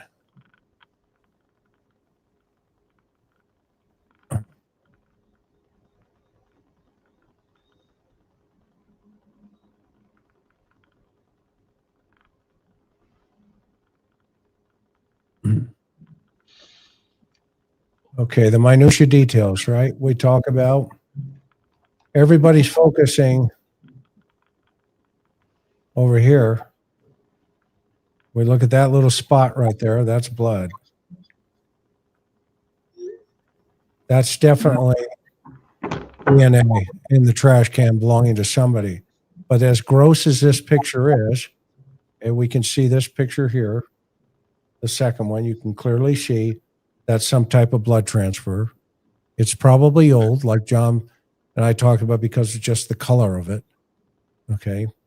But this is, I think, as important that I hope they grabbed. That's urine.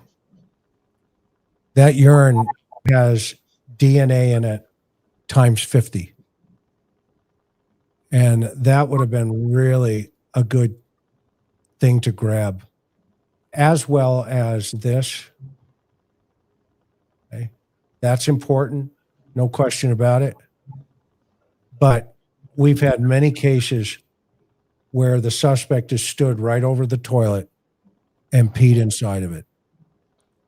Now you put him in the room, in the house, not just by the sheath.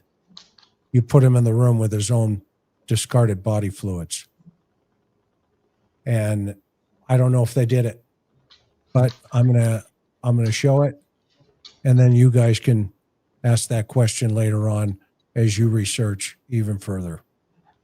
Okay, gentlemen, we have 3,400 people here. If you've not bought John's book yet, please support him. Beach Blanket Bedlam.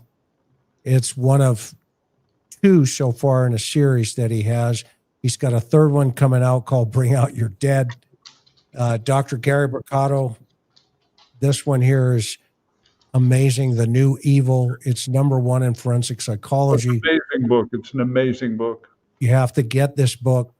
And there's all, and if you guys are going to be at CrimeCon next week, Karen and I are going to be there. Come say hi. We want to meet you.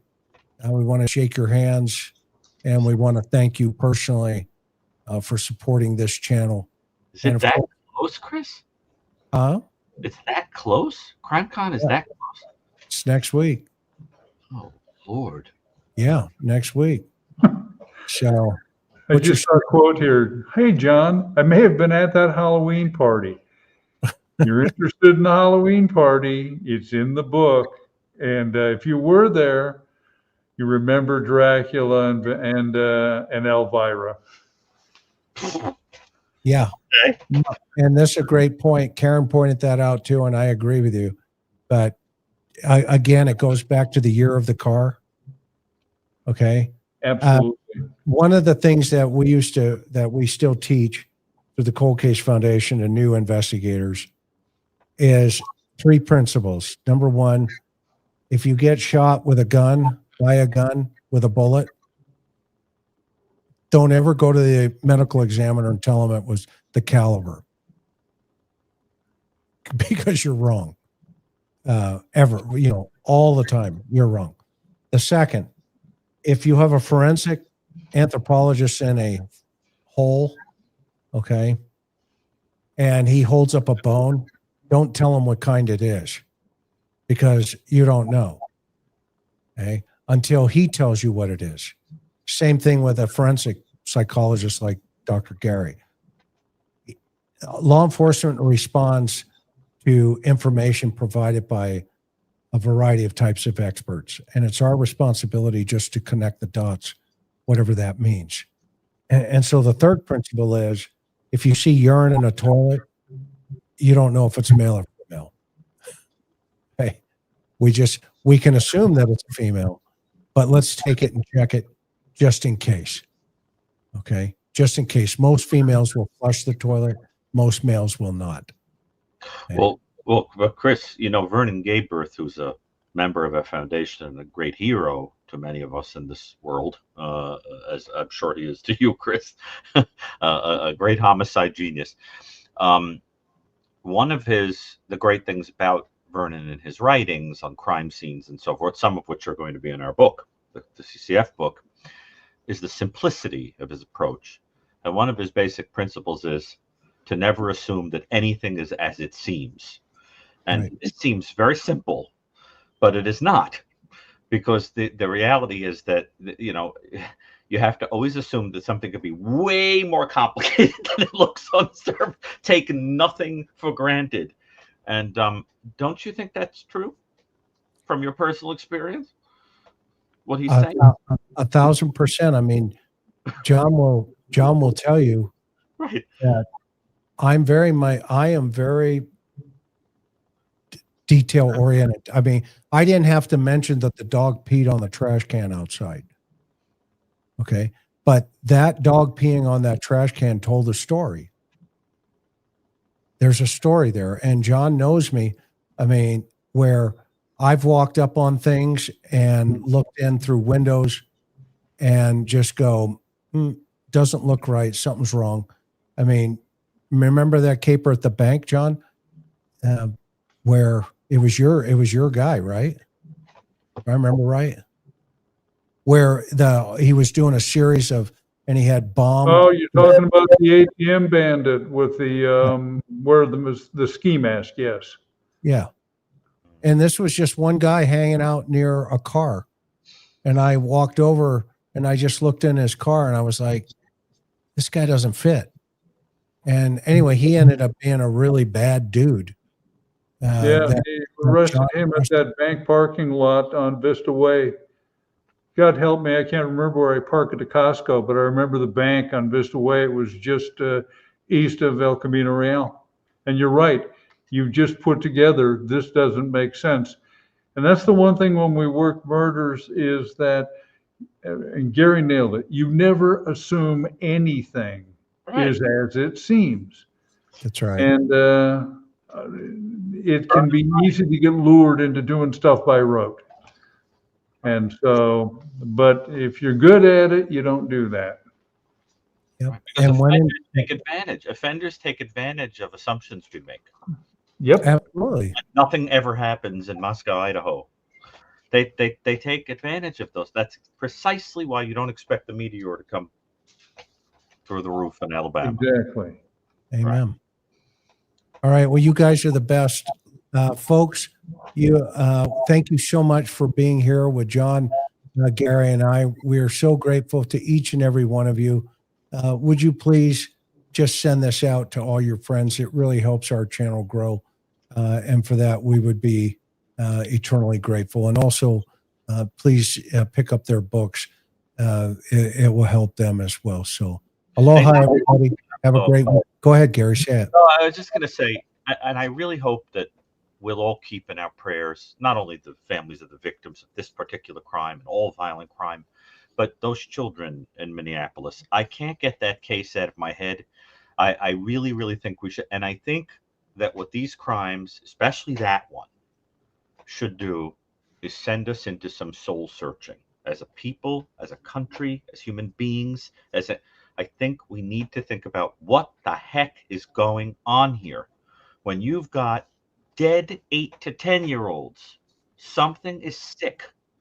And Chris, I got to tell you, I really think we have to send, we have to really get people thinking about what is going on. What kind of moral chemotherapy does this culture need? Well, that case. To dovetail into your thought, John and I were both on the streets when they closed all the mental facilities in the United States. Oh. And the before and after. I remember that type of. We are seeing the fruits of a decision, a political decision made where they shut everything down. And, then you start seeing some of the craziness take place in the world. And you're 100% right. And the challenge is these things always turn into an argument about guns and all this other stuff. Okay. But here's my position on that. I have never booked an AR-15. Right. I've never rolled the prints on an AR-15. Yeah. Now, that should tell us we have a mental health crisis in this country. And, you can't throw the baby out with the bathwater because people are getting scared. They're getting paranoid. I mean, you can't even go to church anymore and get mowed down, or your children can't go to church. Yeah, that's just it, Chris. That's exactly what it is. It feels like the old Latin proverb is nothing sacred. Yeah. You know what I mean? And that's what it feels like. It's like the most, it's just like with the Kohberger case. That's bedtime and privacy and intimacy and a place that you recline and you let loose and you shut your eyes and you get killed then. It's like that. Is there no place to go that's safe? No, there isn't. Right. Unfortunately, there is a sickness afflicting society right now. And I think you mentioned mental illness. How much of this is also a consequence of normalizing what used to be mental illness, and also a lot of the psychotropic drugs that are being prescribed. I mean, we've seen it. We saw it on a daily basis dealing with the mentally ill, but it seems to have escalated. Well, Yeah, I don't know what the answer is right now. no, that's another show. But I just really want people to pray for the. I don't understand what those families are thinking, because even though there were 2 people who passed away, if I remember, there were 17 people shot, 3 of them in their 80s, and 14 of them between the age of 8 and 10 years old, and then lots of children who had to be let out of the church and would have seen it all. And so this guy killed himself to top it off, if I understand correctly. So I just think what you're talking about is a situation where there are families doing the unthinkable, burying an 8 to 10-year-old child, and other people visiting a hospital, possibly critical care, looking at an 8 to 10-year-old in the hospital, and people visiting grandparents possibly in the hospital or and it is just, there's something about this case that is just, it smacks of a combination of the worst possible darkness. And I think it felt to me when I heard about it, with all of the callousness we developed from having done this over and over again, it felt like somebody just taking 2 fingers and putting them right to the pulse of the culture and going like, you know, your heartbeat's dead. There's something wrong with you. And I have to tell you, it haunted me, and I really just want to send my Well, and I want to go on the I'm going to go on the record. Something special. That it's not going to be a popular opinion, but anybody that knows me, I'm a very straight, honest person. We are going to wake up one day in the United States of America with active shooters who have been military trained from a foreign country, and it will be multiple targets, soft targets, simultaneously. Terrifying idea. It is, and it's going to make 9/11 look like a cakewalk. If anybody is doubting that, they should look into a school called Beslan. They should go back into the 70s for the challenges that were taking place at that time, and ask yourself why schools in the Middle East look like prisons. We are on the collision course to that direction. And there's a whole bunch of things that are probably going to go into it.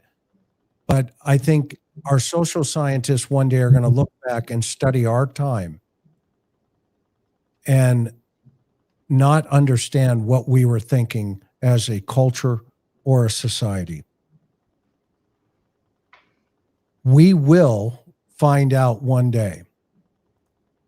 When I've been saying this for almost 20 years, the day the 13 people were killed in San Bernardino at a meeting, one of my friends, that was her staff, all 13 people killed. And it was the big shootout where they couldn't break the terrorist phone, if you remember right. That's where Celebrite got on the tracks in the United States. They're an Israeli company. They said, we can break that phone. And they broke into it. Okay. That was Celebrite. They put it in a room and it ran the algorithm. And I don't know if you remember the shooting in Salt Lake City at the mall where the kid mowed down 5 or 6 people from Bosnia. And within 3 days, they shipped his body off back to Bosnia. Well, in American thought process, we can't wrap our minds around that. But you know, they were putting flowers on the outside of his fence at his house for killing all those people. Until we decide to have a reality check in the United States of America, we are waking up to people going into churches to pray and recognizing that evil exists on the outside of those walls. And if we continue to invite them in, then we can't complain. We have to have a moral high ground. When the Barbary Coast occurred and Jefferson got himself a copy of certain books, it's been going on since the 13th century. And the problem is Europe is experiencing it as we speak, as I speak today. And it's coming here. And it's going to make 9/11 look like a cakewalk. So I'm on the record saying it on my channel here on the interview room. So one day we can all play it back. Australia as well, the UK, Ireland, Western culture is accepting certain things. And we need to just say, well, let's take a step back and decide. France is lost. The French people, because of their population growth, are going to be outnumbered within 10 years. There won't be any French citizens. My generation is starting to drift a little here. John and I have been there, done that. We've seen it. We used to get bulletins in the early 80s about terrorists coming across the border. I mean, literally terrorists coming across the border. And guess what? People would fight over, closing the border back then. Until we get serious as a country, this is a byproduct of this anything goes. Anything goes. Okay? Because we want to be careful about feelings. My question's always been, do the 2 children who died, did they have feelings? Do the 18 people total that were shot, did they have feelings? Why does the system always go to Bryan Kohberger's feelings? Why aren't we focused as a culture and a community and the world on their feelings? Because we don't believe in evil anymore. Well, that's the problem with America right now. Everybody's just sick. And the person who commits the crime is the sickest of all, and therefore you should have sympathy for them. In some cases, there is illness, and in some cases, there's moral stuff. And that's, I think, part of the problem, Chris. I mean, one thing that haunts me about this story is that I'm a Roman Catholic. I was going to become a priest. Right. I went to school for years to become a priest. And to a Roman Catholic, in a mass, we believe that the bread is transubstantiated literally into Christ, not figuratively, but literally. And he is already present in the tabernacle with the red votive candles burning even before the transubstantiation, because from the previous mass. And what that would imply to a Roman Catholic, and I was waiting for the Pope to say it, but I didn't hear it, is that those children literally died in front of Christ. Right. Literally were killed in front of God, feet away. And that's the metaphor that when people are saying in the audience, where was God in that church? He was in the tabernacle, watching the whole thing and identifying with it. See, and that's the idea. He lost a son too. I just think that this story, it breaks my heart on every level, but there is a message in it. There's a message in it. And if you meditate on it, you'll learn something. It's painful. You don't want to do it. You don't want to think about it. But as Michael and I said at the end of the New Evil, I saw it They quoted it in the New York Times when Michael passed away, because it summed up his thinking, was what we wrote at the end of it, that this culture needs some disquieting soul searching before it's too late. We're like the frog in the pot that's boiling and doesn't know that it's going to be cooked alive because it's gradual. And I'm sorry, Chris, but I had to mention it because No, I love it, Gary. You know me. I love you. I love it. Yeah, this is a nightmare of a case. It's a reality. It's a reality conversation. It cannot turn into a political conversation. No. That's my point, right? That's my point to share with you. We are losing the humanity of these 4 and those kids and the 18 shot because we're so focused on, fixing feelings. Yeah. Okay. Well, the other side of that coin is, you can't blow out a light bulb. I don't care how hard you try. You cannot blow out a light bulb. And we, as a society, when do we step back as a society and say to ourselves, you know what? Too many kids are dying, but let's blame the gun. Okay, fine. The gun was a tool. Okay. Well, in England, they're swinging machetes. That's a whole other disturbing thing, Chris. That's a whole topic. I get it. Okay. Yeah, it's John and I have worked hundreds of murders. Yeah. Hundreds. I've never put an AR-15 in the other seat and said, tell me why you did it. I understand. Right? Chris, I hope that someone watching I hope that someone affected by the Minneapolis shooting is watching, because I would love to talk to them.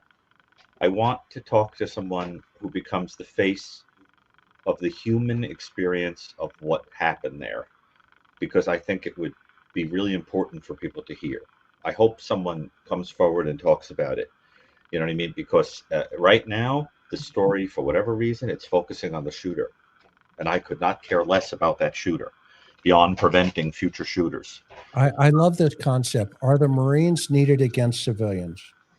Well, you know what? There was a famous song written by Neil Young. A favorite of mine. About Ohio. Okay. Here's the question. Like law enforcement, are law enforcement needed against a civilization or a culture? Because if we eliminate the lines of, civility, then we're going to need the Marines and a lot of them. Okay. A lot of them. The military was activated to keep the peace. Let's not forget that. It's to keep the peace. And the military, you're right, are different than law enforcement. But I spent 4 days in 1992 in South Central Los Angeles during the riots. Do you know who came in behind us? If we forget, it was the National Guard. And they restored the communities back to peace. That's what they are. They're peacemakers. And blessed are the peacemaker. Go ahead, John. Well, I would just add one thought that you've talked about the current state of society, and all I would add is at what point did the American public become comfortable with dystopia? We became comfortable with crazy people wandering the streets and aggressive panhandlers and tent encampments and people defecating on sidewalks.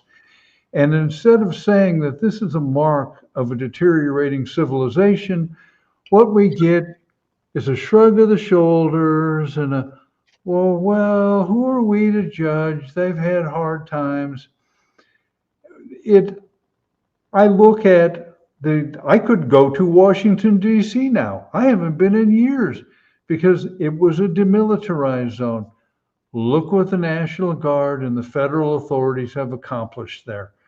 I mean, does it say something that they can actually brag? Hey, 12 days since a murder.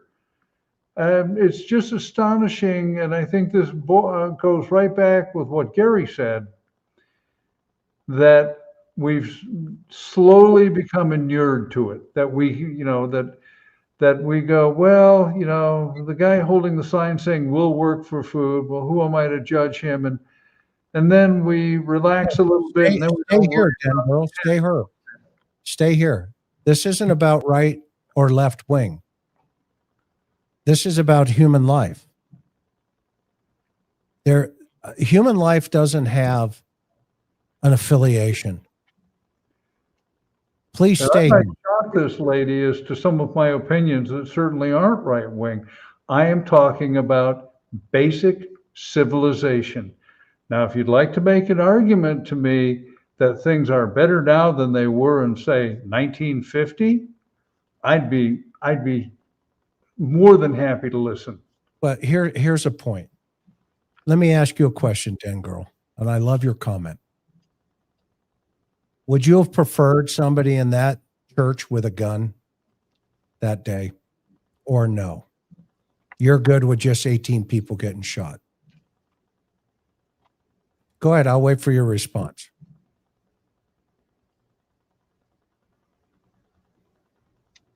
You can put it in the chat and I'll put it up.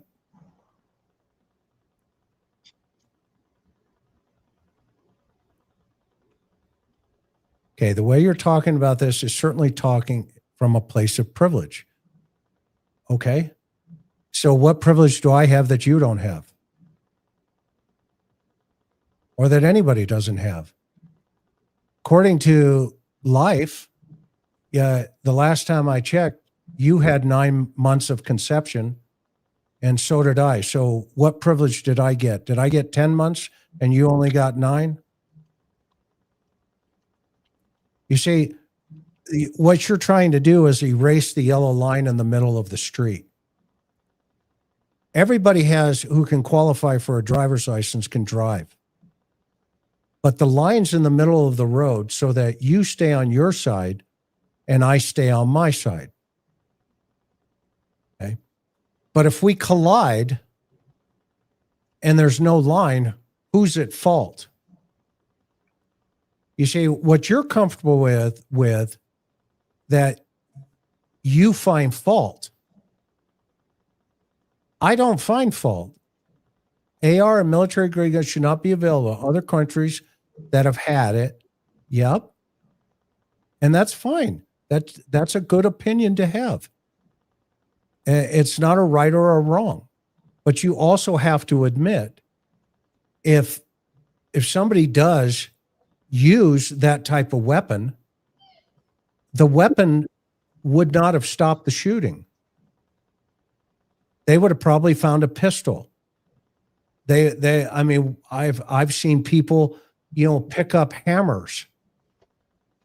And by the way, statistically in Australia, okay, and England, New England, or England, because I think you're from England, right? Or I don't know where you're from. Mass shootings have been banned them now. Guess what? No more mass shootings. You're privileged compared to mine. You're a man for one. Okay. Thank you. But you have more stabbings in Europe than we do in the United States. How are you going to explain that one? Woman for one. Help me understand your position. Because your argument's hollow. If we take all the guns away, okay, so we take the guns away. Guess what? People will pick up machetes. It doesn't make people any less violent. Yeah. Oh, and by the way, every adult male in Switzerland has a military-grade weapon in his house. Yeah, everybody's in the military. And they have one of the highest rape statistics in the world now. Within the last 5 years, by the way. And the guy up here in that corner over there, wherever you are, Gary, in that corner has 119 years worth of data. Okay. Has 119 years worth of data that shows that you're wrong. You're comparing apples to oranges. Okay. So it's okay that people die. You're good with that? You're good with people dying from stabbings or less people die from stabbings than they do shootings. My point is people shouldn't be dying, period. From stabbings, shootings, even Boy Scout knives, and by taking them away, that's not going to solve the problem. Look at the Wild West here in the 1800s. They were shooting people over poker chips. They didn't have AR-15s. Okay. And trust me, I'm not, you're ignoring the facts. Okay. I love this conversation, guys. I don't know how you guys feel. And the person saying, I've never had to defend, I've had guns held to my head. I've been SA'd multiple times. Don't even go there. Okay. So yes. And did they arrest the gun? Here's a question for you. Did they arrest the gun or did they arrest the perpetrator? Because you've just made my point. And I'm sorry you were a victim. Painful to hear that happened to you. Of course. Very, very, very painful. It's like it just breaks your heart to hear that. Completely. And I get it. I get it. All right. It's not going to change the way things are going. Okay. No, but you see how, Chris, the point I was trying to make is even if it causes some heat, we've got to do some soul searching because something is wrong. We are talking about a situation where children and elderly people who did absolutely nothing wrong except go to church were shot, had to step over probably the bodies of classmates, hide under pews, watch somebody commit suicide potentially. I don't know if they're going to be the same ever for as long as they're alive. And I can't even begin to think about the parents that have to bury their children. You know what I'm saying? I mean, we're talking about somebody who just because of a whim changed the courses of many lives. Deliberately targeted them. Right. Forever. Okay. And blocked the doors so that more people would die. Okay, so let's look at the stats. She brings up a good point. So let's look at them. There is a rise in knives and sharp instruments taking place in just one sector of the UK. From 2010 to 2011, it was at 33.8, and today it's at 50.5. That is a rise in stabbings in England with no guns. With no guns. Okay? These are real numbers. Here's the homicide offenses. 44% increase. Hope I got to go back. Here's the data set. 44% increase in the UK. Now, I'm not good with that statistic personally. And I know you're not either. I know you're not. Okay? The point being, again, like Gary's talking about, we can't keep making excuses or the problem will never get fixed. And we can't keep blaming that there's a yellow line in the middle of the street. And I say so because I've got privilege or because I'm this or that And that guy crossed into my line and he shouldn't have. Okay. There's no such thing as privilege. The privilege that we have is we wake up every single day to the breath of life. God has given you the ability to breathe. I didn't give it to you, and nor did any other human being. And that's what we need to stop seeing through this kaleidoscope of I'm right, nobody else is. I'm not right. But again, it seems like the UK is having a problem with murders. And that's the first I've ever seen it in my lifetime. And I'll probably a couple of weekends over the fence than you. Not being disrespectful. I'm just saying my privilege extended a little bit longer than yours. And when you get to my privilege level, i.e. life, and standing over dead people, then you'll understand where I'm coming from. But I don't hold anything against you. I'm so sorry that you were a victim of traumatic crime. I think it's horrible, but I want you to stay with me here on this channel, and I really hope that one day, we may have a different opinion or a comment, but that's okay. It's okay. It shouldn't turn towards, wow, this guy's this guy's that. Okay. I had somebody say that to me one time. They didn't understand, one time they pulled me aside and they said, I said the word aloha. And somebody came up to me and said, you appropriated the Hawaiian culture. And then he turned to me, and I swear to you, within 10 seconds, 15 seconds, and he says, plus you're an old white male who's a fascist Nazi. That's what he said. I mean, it was like boom, boom, boom. For using the word aloha. Okay. But then I stopped him in his tracks. And I said to him, my wife is a Messianic Jew who converted to Christianity years ago. And her dad had a number on his arm. And he was in a concentration camp. Well, when I dropped that privilege on him, all of a sudden, he didn't realize what just hit him. I said, you are living in 1939.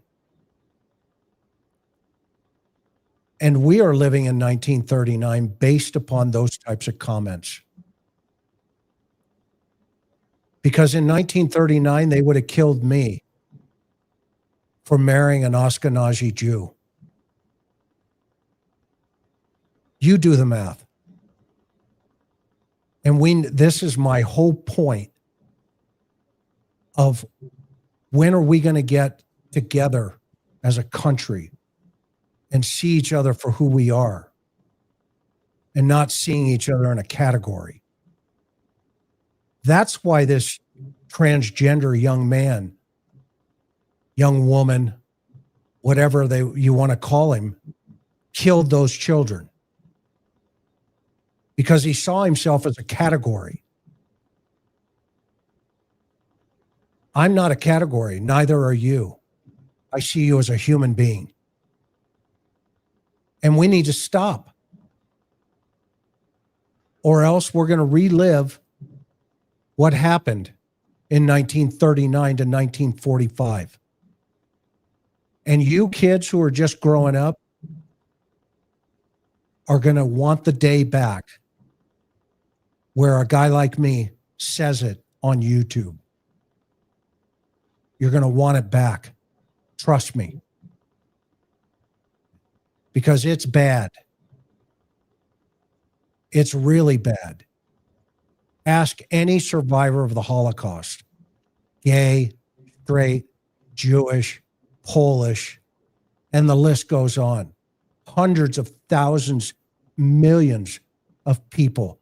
Mussolini killed 52 million of his own people. You have no idea what's capable with these people. And you need to smell the coffee. Until then, I love you. I care about you. And I'm sorry you've gone through the experiences that you've gone through. And aloha.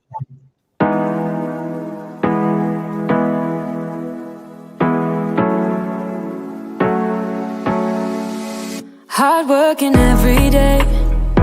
I'm stressed out 24/7, babe. No timeouts. Wish we could fly away. You and I go to our favorite place.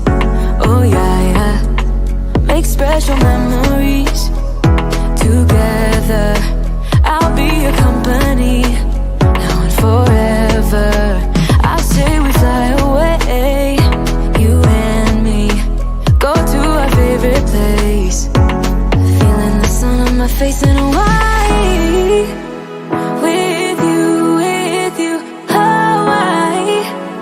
With you, Hawaii. With you, Hawaii. I need a summer breeze, some fresh air to put my mind at ease. No cares. You wanna come with me? Me and you go to our favorite tree. Are you ready now? We jump on a plane now. We're taking away. Yeah, we're taking away. Don't hesitate now. We're taking away. Yeah, we're taking away. We'll never come down. We're going away. Yeah, we're going away. You and me. Feeling the sun on my face in a way.